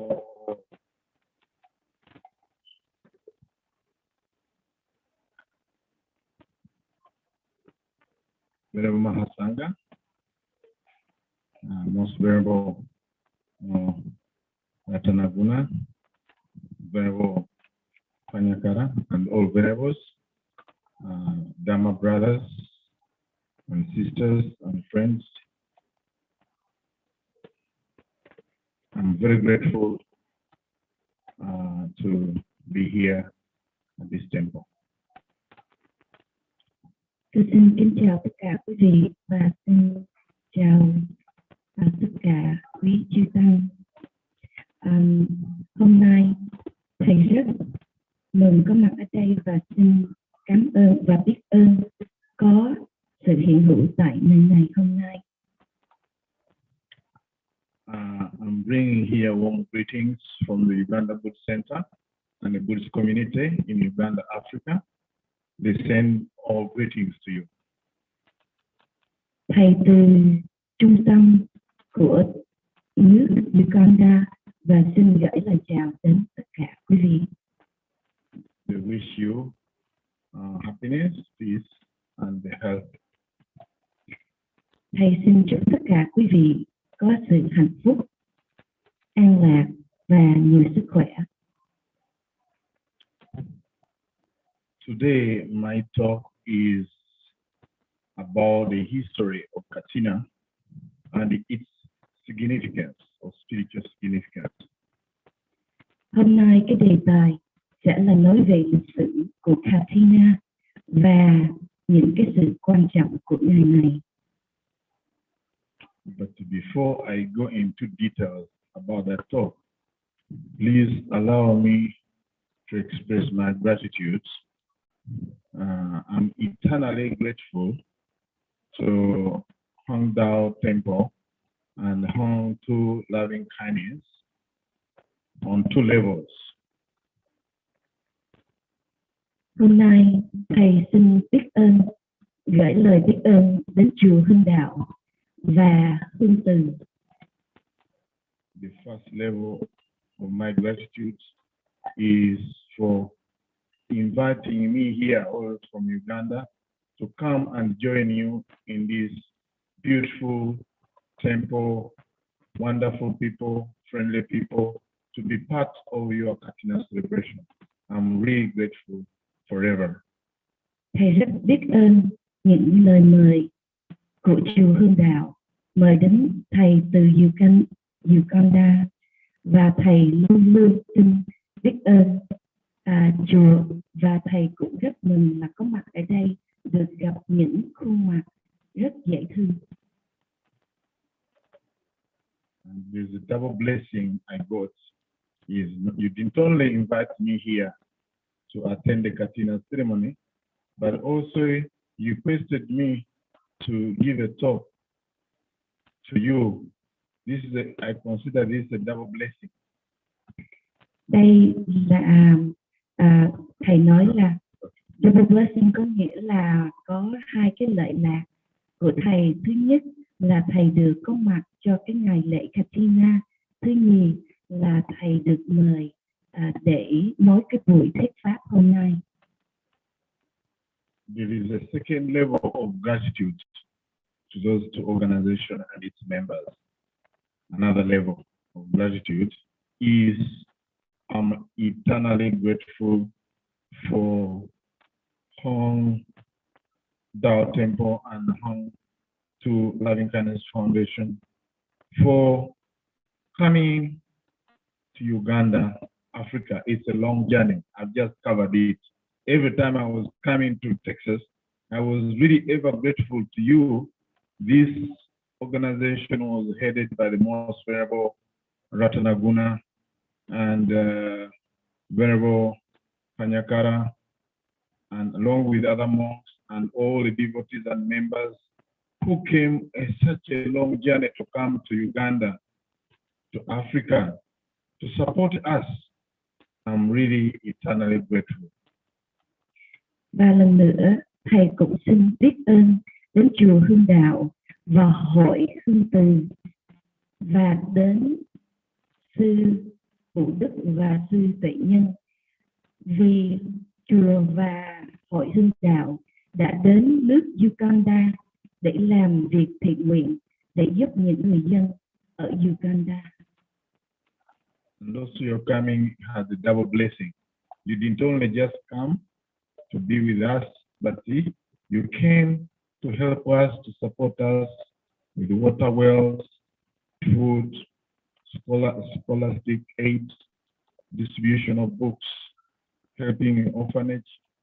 So you are coming to Uganda, Africa will never be the same, and you are always going to be remembered in the history of Buddhism in Africa. I'm very, very grateful for that on behalf of Uganda. Và một lần nữa thầy cảm thấy rất may mắn vì ngoài có sự có mặt của các vị thầy và những và hội Hương Từ tại Uganda, mà khi đến đã giúp những người dân tại Uganda cho những sách, làm những cái giếng và làm những cái việc thiện nguyện tại nước, và những cái kỷ niệm đó lúc nào cũng sẽ ghi mãi trong lịch sử của đạo Phật tại nước Uganda. You are the first group of people to come after my call. I was in Vietnam in 2019, and it was a Visak Day celebration in Hanoi, and I was asked to give a talk in the United Nations, and in my talk, it was really recorded, it's still there. I called people from where I was in Vietnam to please come to Uganda and help to spread Dhamma in Africa, in that continent. So just in such a short period of time, you realize my dream to have people from overseas to come and hear me. There have been some people coming, but you responded to my call while I was in Vietnam. So between the time I gave a talk in Vietnam until you came, there was nobody coming. So you are the first respondent.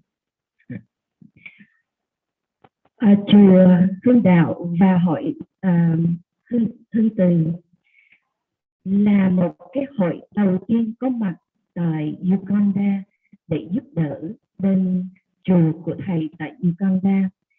Vào năm 2019, thầy có cơ hội gặp những vị thầy ở chùa Hương Đạo tại Hà Nội. Khi thầy được mời nói về một cái buổi thuyết pháp, thì thầy nói nhóm này là nhóm đầu tiên đã đáp ứng cái sự kêu gọi của thầy, và thầy rất là biết ơn vì đây là nhóm đầu tiên có mặt tại nước Uganda. Thầy cũng nói có những người đến nhưng mà họ chỉ đến nhưng mà không có phải là đi đến làm từ thiện như chùa Hương Đạo và hội Hương Từ. Yes, you are coming to Africa. It really reinforced the formula I have that if we get support and my commitment to spread Dharma in Africa, I can say yes, we can spread the Dharma together. Yes, you are coming to Africa. Really helped me to gain confidence in that when there is support and when there's commitment, my commitment to spread Dharma, yes, we can spread the Dharma together as the Buddha intended. So people got faith in that. I can see more people gain faith in the Dharma in Uganda. Faith in the Dharma. Cái sự có mặt của chùa Hương Đạo và hội Hương Từ đã giúp thầy có một cái niềm tin về vấn đề phát triển giáo pháp ở nước Uganda, và thầy cảm nhận được cái sự ủng hộ, và thầy rất vui mừng là vì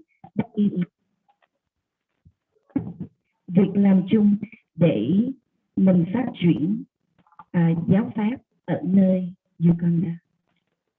Back to my topic today about history of Katina and its significance. I'll start with the meaning of the word Katina. It's a Pali word, Katina. Hôm nay đề tài thầy sẽ nói về lịch sử của Katina và ý nghĩa của Katina. According to the commentary to Vinaya Pitaka, it has two meanings. The first meaning, it means a wooden frame. And in Africa, actually, I used to see ladies stitching cloth, but on a round frame. But personally, I've never seen a wooden frame of the Katina, but I have some idea it's round. A frame is round. So in Uganda, they use it for stitching cloth. So I can relate to the word Katina, but I've never seen it, the original one, which the Buddhist monk used. Yeah, but I know myself, I've seen one frame. Cái chữ Katina có hai nghĩa. Nghĩa thứ nhất là nó gọi là khuôn gỗ, có nghĩa là cái gỗ, cái khuôn làm bằng gỗ. Và cái khuôn gỗ này là cũng có thể làm quần áo. Yes, that's the first meaning. And many times, whenever we celebrate Katina, I could not connect. What are we celebrating? Are we celebrating a frame? Though the word Katina means frame, but I didn't know exactly what we're celebrating. But I found the second meaning, which is in the context of celebration, which is the second meaning of the word Katina. Yes, the first meaning is wooden frame. The second meaning is actually the congregation or the coming together of things. That's the second meaning. But I was saying that for me, I used to wonder, what are we celebrating? Is it wooden frame or is something else? But the second meaning is in the context of the celebration.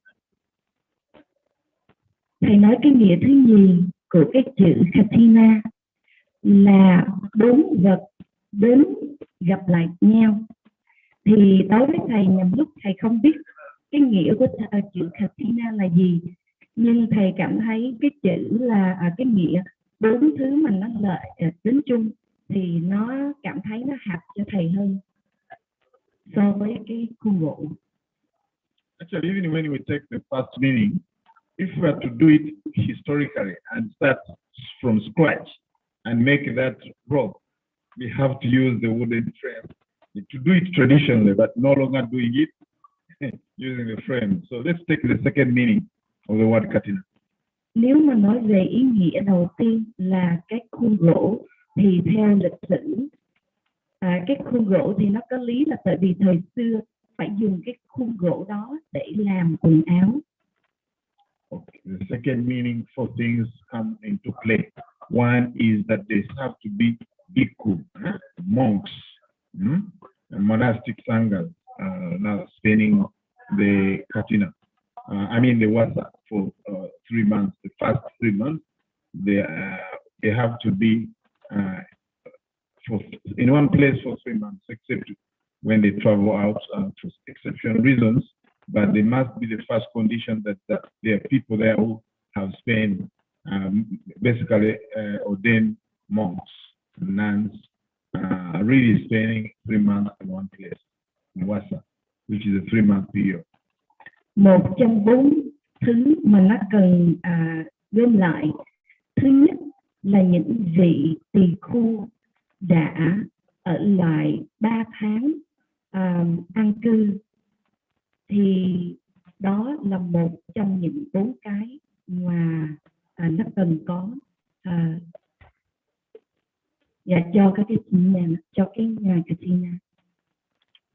Second, something coming together is bhikkhus, what we call sangha. 5 must be 5 ordained people coming together. So now you are about what I don't know. So you already reach a minimum requirement. Minimum 5, they have to be there to celebrate this time. Cái thứ nhì của cái ý nghĩa của katina là phải có tăng đoàn. Tăng đoàn là những vị đã xuất gia và cần phải ít nhất là 5 vị tăng. Hôm nay là mình đã có nhiều hơn 5 vị. The third condition coming together, there should be katina season. So we must be in katina season. That means 1 month from the end of wasa. So it's 1 month, 30 days. You cannot say, oh, I'm going somewhere, let me do it before. You can't say, okay, I will do it afterwards. Yeah. So it has to be done within 30 days. Like for Uganda, we are going to do it when I go back on the 14th. So it has to be within 1 month. So that's called katina season. Something coming together. Third condition. Và cái thứ ba là mùa katina. Mùa katina phải là xảy ra trong 1 tháng. Bắt đầu vào ngày cuối cùng của 3 tháng kiết hạ. The fourth condition is actually there must be what we call a rightly acquired robe. In other words, lay people have to donate this robe. Monks, we cannot donate to ourselves. So we cannot ask, please, next katina, please donate a robe. No, it has to be spontaneous. A lay person spontaneously donating the robe. So those 4 conditions, when they come together, that's what's the meaning of katina in the context at least of the celebration of katina robe ceremony. Và phần thứ tư của cái nghĩa katina là những y đã dâng lên do những quý vị, vì tất cả những chư tăng không có thể dâng y cho nhau mà phải nhờ sự dâng từ tất cả quý Phật tử, và nó phải dâng lên bằng một cách rất là tự nhiên. So when you look at the 4th condition, in Uganda Buddhist Center, it took us long time to have katina because we cannot ask somebody there. They don't know about Buddhism, but at least you know about Buddhism.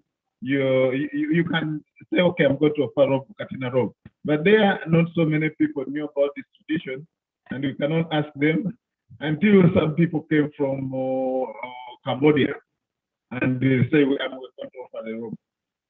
So we took a long time really to serve katina because of the 4th condition. that this robe has to be offered spontaneously by the person. You cannot even hint. You cannot ask. Vì lý do thứ tư của cái ý nghĩa Katina, cho nên ở nước Uganda là thầy không có cái lễ dân y Katina, là vì dân ở Uganda không có hiểu cái nghĩa và họ không biết dân y là gì, cho nên ở bên Uganda của thầy thì không được có cái lễ Katina. Like most Buddhist teaching, Cho nên vì họ không hiểu về Katina, cho nên chùa phải đợi rất là lâu mới có được người Phật tử để dân y. Just like any other teaching in Buddhism, everything is cause and condition. Cause and condition. So those conditions have to come together. And it shows that this temple, ever since I've been here, it created those conditions to come together to be able to celebrate a very successful Katina like this. I'm sure Venerable will let us know it has come a long way. I don't know the first Katina of this temple. I think you can see this is very successful because those conditions are coming together. Vì trong đạo Phật có nói những gì nó xảy ra nó cũng phải có đủ duyên. Khi có đủ duyên thì những việc nó sẽ xảy ra rất là tốt. Chẳng hạn như ngày lễ hôm nay, vì có đủ duyên cho nên có một cái buổi lễ Katina. Now we have finished the meaning. We go to the history, the origin of this wonderful ceremony, Katina ceremony. Where did it originate? Và bây giờ thầy xin chia sẻ về lịch sử và cái gốc của Katina từ đâu ra. It's very, very important to know two events happened before the Katina, and we put everything in perspective. We need to know two things happening. Before this celebration, there's two things happening. Trước khi có cái lễ thì mình phải biết nó có hai việc cần xảy ra. There must be wasa period, and that one it came during the time of the Buddha. The monks were wandering, and then there was Jainism, ascetics. Them were very, very ascetic practices. They do ascetic practices. They don't kill and they don't move during monsoon rains. So the Buddha disciples, they used to move even during rain season. Phần thứ nhất là cần phải có cái 3 tháng an cư kiết hạ. Thầy gọi nó là Vata.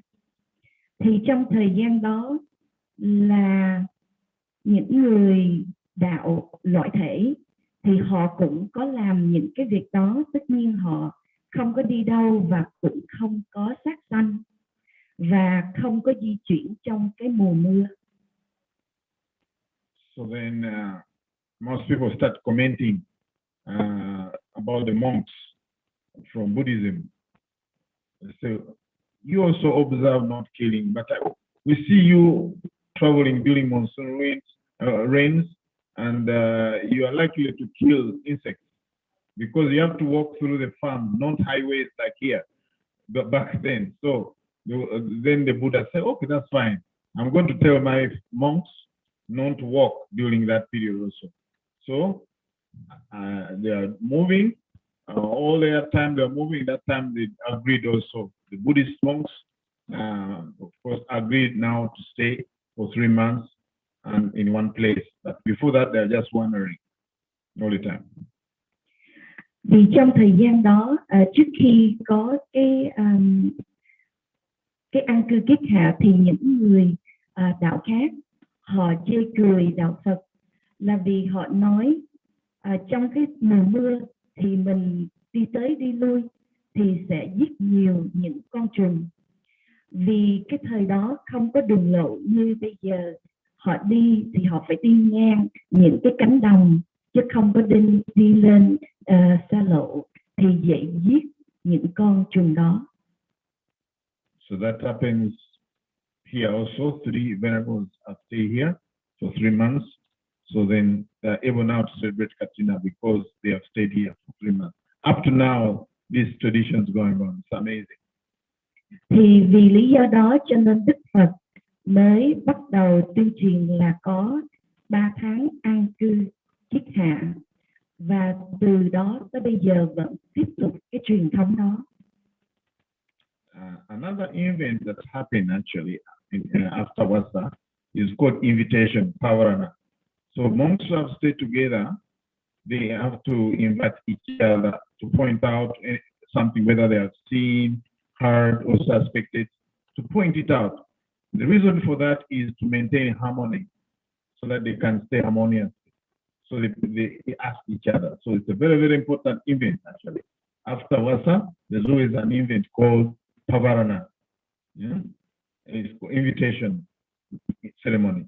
So monks invite each other, those who have spent time together, to point out if there's anything they did which is not lawful, something like that. Their shortcomings, in other words, to point out their shortcomings. It's a very, very important ceremony. Yes, it's invitation to point out something, and after they have pointed out, they will confess. Yeah. Và cái phần thứ nhì đó là họ mời nhau để gặp nhau để nói chuyện, mục đích là để giúp thực hành và chuyển hóa mỗi người để cho có cái sự hòa thuận với nhau. So all this background is very important to know the significance of Katina. Because if I just mention the significance, you may not know the background. Why? So people have to stay in harmony, right? And so they able to point out their shortcomings so they can live harmonious. This is very, very important. Và trong cái thời gian đó, khi họ được mời gặp nhau, thì đây là cơ hội để cho họ thực hành và để sống hòa thuận. Thì đây là một cái thời gian rất quan trọng để cho tất cả đoàn kết với nhau. Now, what is the idea of offering robe in all this? Offering the robe now. Where does it come from? The good news, there is a book called Mahavagga. Mahavagga is a book from the Vinaya Pitaka. It tells us the whole origin of actually starting offering the robe to the monk. Thì cái câu chuyện dân y từ đâu có, thì cũng rất may mắn là trong tạng luật Mahavagga đã nói rõ cho chúng ta biết cái lịch sử tại sao có dân y. According to the book, there are certain monks. They wanted to spend Vasa. Already that rule was instituted by the Buddha. They wanted to go to the Buddha who was staying and Savatthi in Jetana. So they had to journey, long journey, like 6 yojanas, roughly about 60 kilometers. They were going to spend Vasa with the Buddha. That's how they wanted to do that. But they were coming from a place called Para. So now, because of the journey, they could not reach the Buddha. And then they reached a place called Saketa. That's where they stayed for Vasa. Because they could not, the Vasa period started at that time, they could not continue that journey. Because the rule was already, Buddha had delayed already the rule not to move within Muslim. Thì theo tạng luật Mahavagga có nói là có 30 vị tăng từ Para. Thì trong thời gian mà 30 vị tăng này đi đến vì muốn đảnh lễ Đức Phật, nhưng vì phải theo luật Đức Phật đã đưa ra, thì trong cái thời gian họ đi, họ bắt buộc phải ở lại Saketa. Lý do là tại vì trong cái thời gian đó là đúng trong cái thời gian của 3 tháng kiết hạ.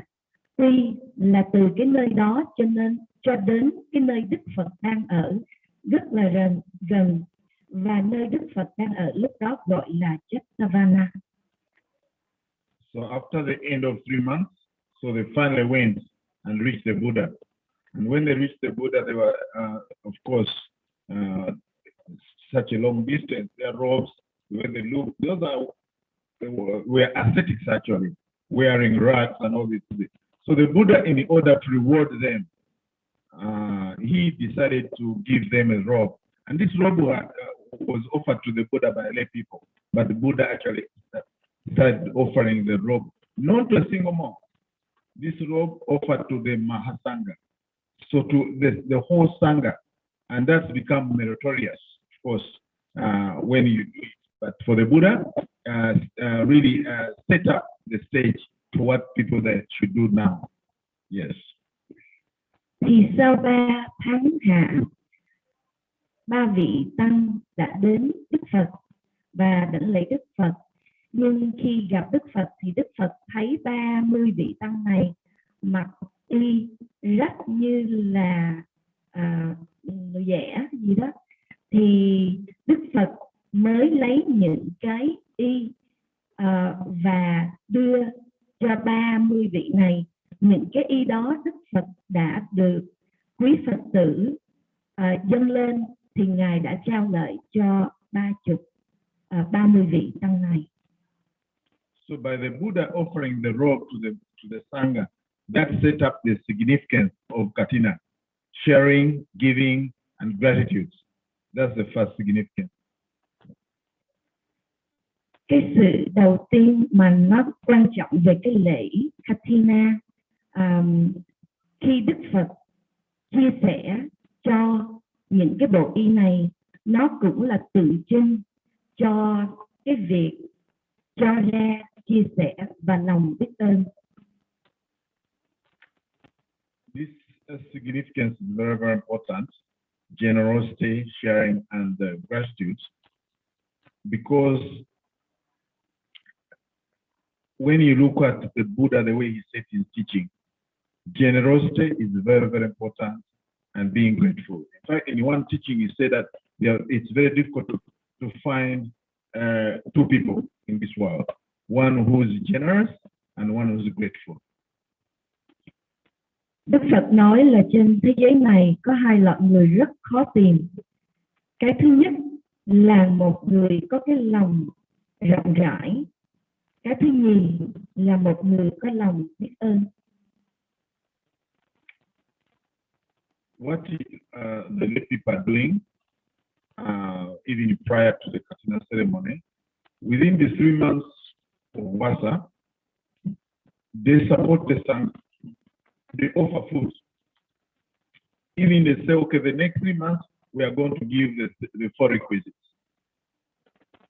And then at the moment now during Katina ceremony, they are expressing gratitude for the monks who are able to stay here for 3 months. And the monks themselves who stay here, they spend time practicing Dhamma, they studying Dhamma, and also they share their Dhamma. And during this Katina, I'm sure this Vasa, there's been retreats. You stay here in a retreat. The very monks who don't walk around, now they're in one place. So they give you the Dhamma food, Dhamma food. I'm sure I see all of you, you have eaten Dhamma food. You look good because you eat Dhamma food. The venerable monks have been here giving you the Dhamma food. And you give them the other food. So it's sharing and being grateful. And it's a mutual practice, symbiotic practice. Và cái ngày Katina nó rất có lợi là tại vì thứ nhất, thầy nói lợi là nó chia sẻ và có cái lòng biết ơn. Thì sau khi 3 tháng kiết hạ thì quý Phật tử ủng hộ chư tăng bằng đem những món ăn, thức ăn. Thì trong thời gian 3 tháng, quý thầy tu tập, thực tập pháp và học pháp. Thì sau khi quý ngài xong thì quý ngài cũng ra ủng hộ lợi quý Phật tử bằng cách cho thức ăn, nhưng mà đây là thức ăn của phần tâm hồn, tâm linh, thức ăn tâm linh cho tất cả quý vị. Thì đây là một cái sự chia sẻ mà có lợi chung cho quý Phật tử và quý thầy. When I came here a few days ago, I entered this beautiful Dhamma hall. I saw people practice meditation. I was so inspired. Everybody was quiet, and then I asked, oh, they have been meditating for 10 days retreat. So this is the benefit, the significance of Katina, that you are able to eat more Dhamma food. But if benefits are traveling all over Ghana, Uganda, everywhere, then you won't have time to do that. So this is very, very important. Yes. Và thầy nói vài ngày trước khi thầy đến tu viện ở đây thì thầy vô chánh điện thấy chánh điện rất là đẹp và thầy đều thấy mọi người thực hành thiền, thì thầy cảm thấy đây là một cái việc nó rất là lợi lạc vì đây là thức ăn của pháp. But when it comes to this ceremony, I want to mention something very important. These two things, like being generous and sharing and being grateful, should not stop today. They should continue throughout our life so that we can accumulate a lot of kusala, good deeds, wholesome states of mind, and also punya. Punya means merit, and that's happiness. Another word for merit is happiness. So we have to carry on. You don't have to wait until the next Katina to do the same thing, to be sharing, to be generous, and to be grateful. So it has to be done in every day in our daily life as Buddhists. It's very, very important, significant for us. Và thầy cũng nói là mình không nên ngừng cái sự chia sẻ, cho ra và cái lòng biết ơn tại ngày hôm nay. Mình nên tiếp tục sau khi ngày lễ này đem những cái sự chia sẻ cho ra và lòng biết ơn để làm sao cho cái cuộc sống của mình nó tốt hơn và để mình có thể làm những cái việc thiện, tạo những cái phước và những cái việc tốt đó nó có thể tiếp tục trong hàng ngày cuộc sống của chúng ta. One thing also I want to mention about these practices is that here they have a special meaning whereby when we practice generosity, it's a basis and support for the practice of concentration. It's a basis and support for practice sila. It's a basis and support of practicing wisdom. So we don't practice this in isolation. It's a basis and support for the practice of ethical conduct. Our generosity and sharing is the basis and the support for the practice of concentration. So even is the basis and support for the practice of wisdom, bhavana. So this is a very, very powerful practice that has to be continued on beyond Katina. Cái sự thực hành của chia sẻ, cho ra và lòng biết ơn là những cái căn bản rất cần thiết để giúp cho cái giới định tuệ của chúng ta tốt hơn.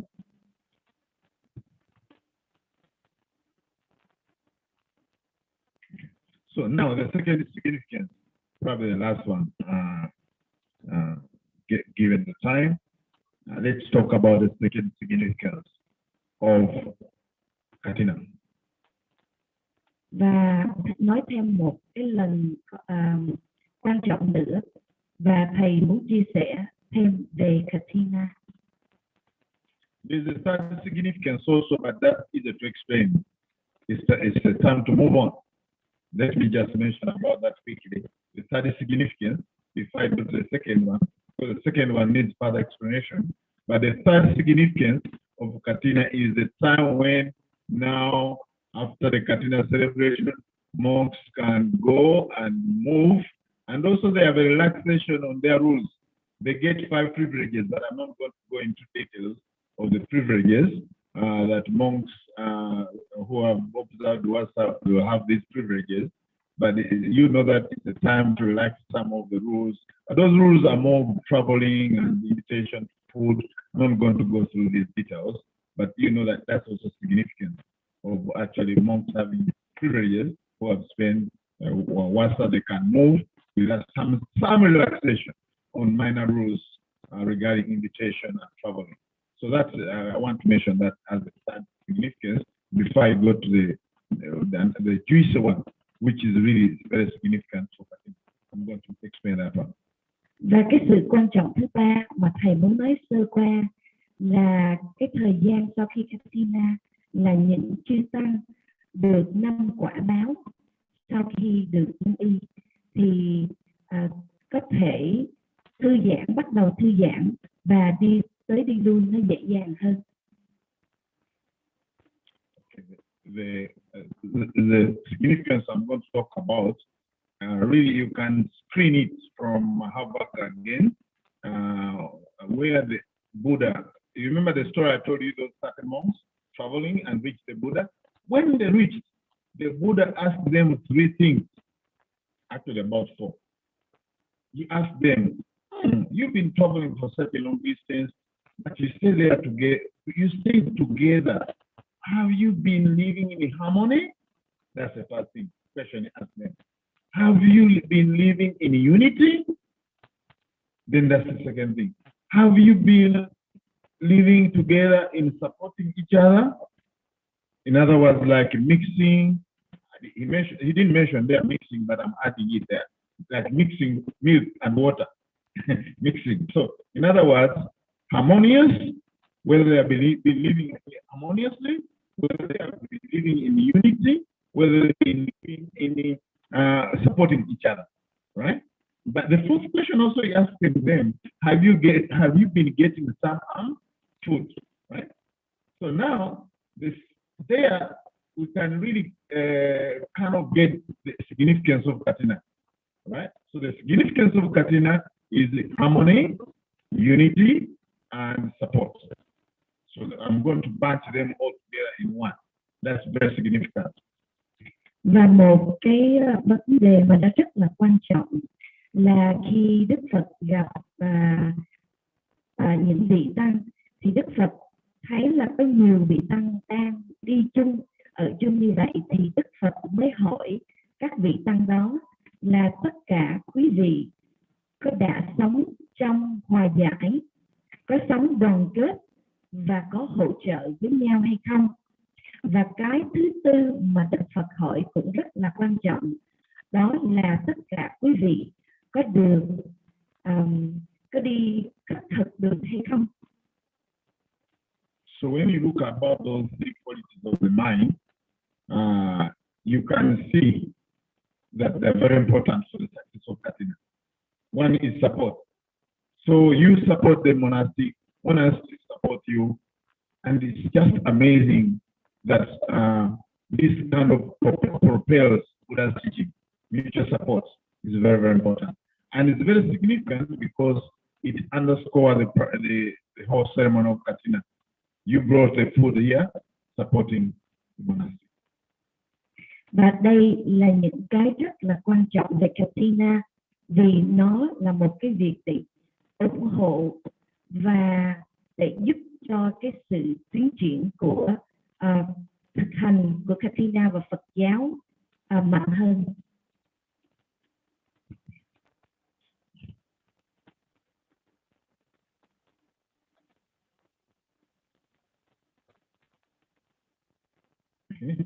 Okay, so now when it comes to harmony, that's why we have really that ceremony of phap, because if you're in conflict, you cannot live together. And when you're in a community, the word community has the word unity at the end. Community. Unity is very, very important. So the Katina is very significant in that we live here in a community, so we are united. We are united and we have the same aspiration to practice Dhamma and attain awakening, and also to help others practice Dhamma. So we are united to help each other. So you can see that at the moment in the present context, you can see many places are disunited for some reason. Many places they don't live in harmony for any reason, whether it's a disagreement on political areas, economic, social. So there's a lot of disharmony. So this is not something that we are going to celebrate now on Katina. And tomorrow we are all disunited. We are all not in conflict. We are not supporting each other. No. So it's very, very significant, really, when you look at Katina celebration. It has to be done harmoniously, in unity, in support. That's why this Katina is very successful. I was walking around and people who actually decorate this place, bring food, cooking food. They work all together to even make it the robe. It's not one person, it's people uniting. And this is what we need to carry forward as we go in our life, in your family, to make sure that you maintain those three qualities. Don't leave it at the table here. You have in your family, practice these conditions whereby you unite together or reunite. You live harmoniously in the family, in the world, and also you support each other in many ways, emotionally, spiritually, physically, on all other levels. So this is a very, very big significance of Katina. Cái quan trọng của Katina hay dùng cái chữ unity có nghĩa là đoàn kết. Thì trong tiếng Anh gọi là có cái chữ gọi là cộng đồng, có nghĩa là community. Thì nếu mình để ý tiếng Anh chữ community, cái phần cuối của community nó là unity. Thì ý thầy muốn nói là trong một cộng đồng chúng ta nên có cái sự đoàn kết. Thì khi mà tất cả chúng ta có cái sự đoàn kết và cùng một cái ước nguyện, chúng ta có thể thực hành và giúp đỡ lẫn nhau. Vì bây giờ những việc chính trị nó có nhiều cái mà nó không có cái sự hòa hợp hoặc là hòa giải với nhau, thì mình làm sao cố gắng mình thực hành để mình có cái sự đoàn kết, ủng hộ và hòa giải sao không những trong ngày hôm nay và tiếp tục sau ngày hôm nay, để mình có thể có ba cái việc đó, có nghĩa là ủng hộ, đoàn kết và hòa hợp trong cuộc sống, trong gia đình, và mình nên tiếp tục thực hành nó mỗi ngày. Vì đây là những cái không những giúp tốt cho thân của chúng ta mà cũng có thể giúp cho tâm và giúp cho thân và tâm của chúng ta.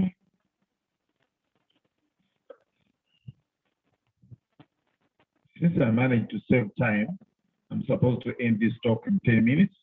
I can even talk about another significance because I have time. I saved time. You told me the talk is 1 hour, so it's now about 30 minutes. I might as well give one more significance. This Katina is very, very meritorious. It's in the whole year, this Katina ceremony is very meritorious. People who offer the robe, they acquire a lot of merits because the robe is offered in one place in the same season, and it has to be offered to the Mahasangha. This way you can offer to the Mahasangha. Before you order food, and you can give maybe one, but still we advise you to really think about the sum of the past, present, and future, so that you get more merit. Normally, whenever people bring things to the temple in Uganda, I tell them, yes, you have given me maybe something, but things that you are offering to the monks from the time of the Buddha, and then the present Sangha, which is me and another monk, because we're just representing another monk. And then the future, because when you give it to me, I become healthy, and then I can teach Dhamma and order another monk. I remind them that, but this specific Katina robe, you cannot offer to the one monk, oh, I want very well final color, I like him very much, this robe is only for one monk. No. It has to be offered to the Sangha, and the Sangha choose which monk can be offered. So it's one time where you can offer something that brings a lot of merit. Another word for merit is happiness. So remember that that's very, very significant. And of course, I want to remind you that it's really, really a very meritorious deed. That's why people in Buddhist country, they wish that at least they offer it in one lifetime. They ought to have a chance to offer once in their lifetime. It's very, very significant. But it ties in point one that I mentioned about sharing, being generous, being grateful. But I want to remind you, it's a very, very meritorious deed. Very, very significant for that matter. Tuy thời gian thầy cũng không có nhiều, nhưng mà vì thầy có một tí xíu thời gian thì thầy muốn nói thêm một phần nữa là khi mình dâng y Katina, đây là một cái việc phước rất là lớn, vì mình không phải dâng y cho một vị tăng, mà mình dâng y cho toàn một toàn thể chư tăng ni, thì đây là một cái việc phước thiện rất lớn. Và khi mình dâng y, mình không phải dâng y cho cái người trong hiện tại, mà mình dâng y cho những gì trong quá khứ, hiện tại và tương lai.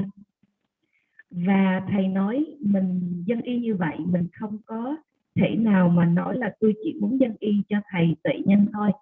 Nhưng mà khi làm lễ dâng y như vậy nó rất tốt, là vì mình có thể dâng y cho tất cả rất là nhiều chư tăng ni. Và đây là một cái cơ hội rất hiếm có, nhằm lúc chỉ có một lần trong đời mà thôi. So my Dharma brothers, sisters and friends, this is enough for today. Thank you very much for giving the opportunity to share something I know a little bit about this ceremony. And once again, you talked about the meaning, the origin, and the significance of Katina.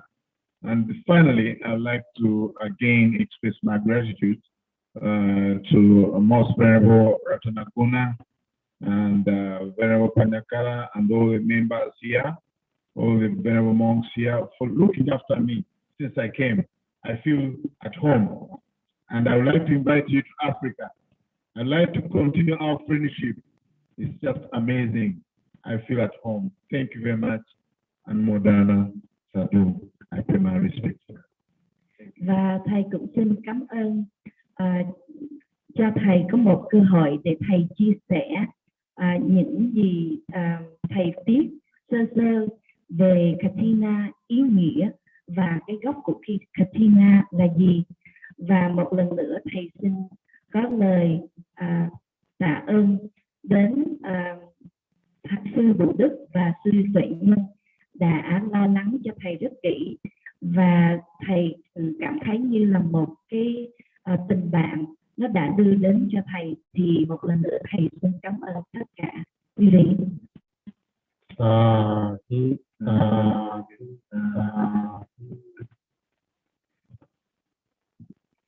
Dear Buddharakkhita, on behalf of the Huong Vipassana Bhavana Center, we are very honored to have you here today, and thank you for your Dhamma talk.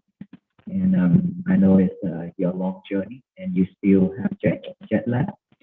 So I would like to invite Monday to come back to the Samawasa, because you also have another meeting with Bác Thọ. Yes, she is here, and we will see you over there at the Samawasa. And once again, thank you so much for your kindness to deliver a great Dhamma talk today. Thank you. Chúng ta đảnh lễ Pháp Sư.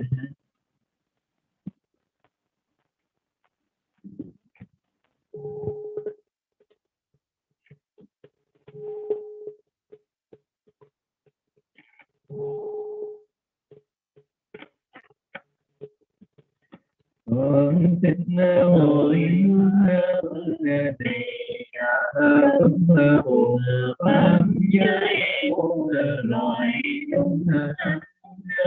nghĩa cho quý hương ta trần yên tiếng qua ban cho pháp kiến cầu tin hộ pháp chư thiên chúng tâm qua hỷ thao địa chứng cho thấy điều hương cao lưu đạo các bất tội tâm vô đầu lời bạn chưa vần thâm sâu tâm dùng tâm họ tâm dấu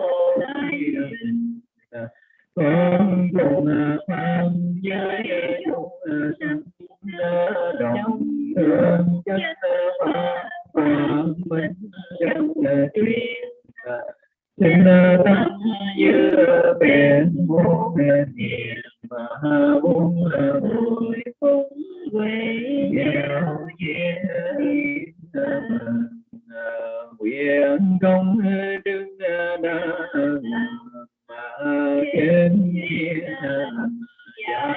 con đoàn nghiệp giữa đạo tiền qua điên ban chân đàn nguyện chân ba lưu tiền ô tâm đế nhân chung tâm thương làm vâng đạo trong yên.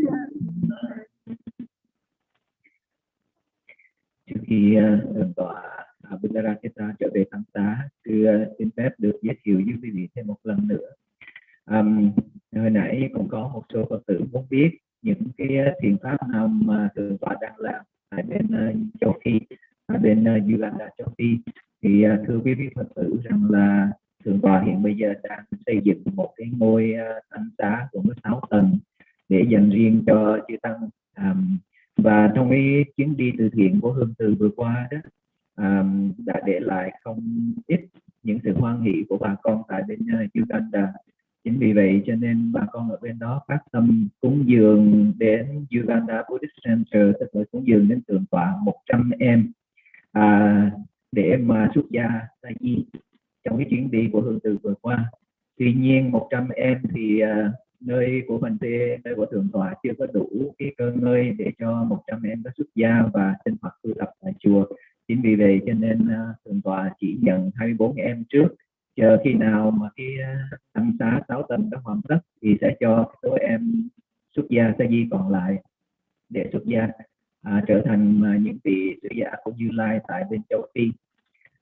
Tiếp theo đó, đồng thời thượng tọa cũng đang khởi công để xây dựng một ngôi trường Phật học đầu tiên tại Uganda nói chung, nói riêng, và tại châu Phi nói chung, tức là ngôi trường Phật học cho Phật giáo đầu tiên tại châu Phi.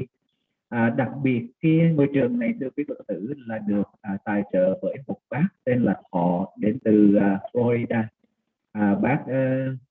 Bác đã bay từ bên Florida qua đây và ngày hôm nay bác sẽ gặp thượng tọa. Chưa bao giờ được gặp thượng tọa nhưng mà ngày hôm nay bác sẽ gặp thượng tọa.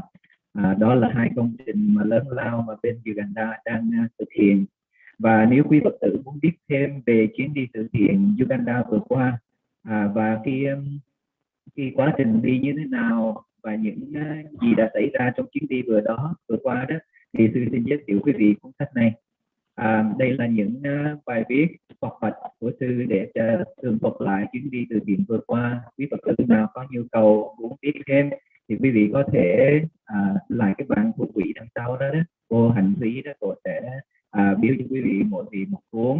Nếu mà gia đình chúng ta lấy một cuốn thôi, tại vì số lượng có hạn. Chính vì vậy cho nên ngày hôm nay chúng ta có mặt thượng tọa ở đây để chia sẻ pháp với chúng ta, đó là một cái cơ duyên rất là lớn, và cũng mong rằng hàng Phật tử tại gia của chúng ta sẽ hỗ trợ cho đất nước châu Phi ngày càng hưng thịnh có giáo pháp. Thượng tọa chia sẻ một cái câu nói với phái đoàn Hương Từ trong chuyến đi vừa qua như thế này. Khi đoàn Hương Từ đem 12 bình bát, cái bình bát mời sáng quý vị thấy chư tăng đi bát đó, đem qua và cúng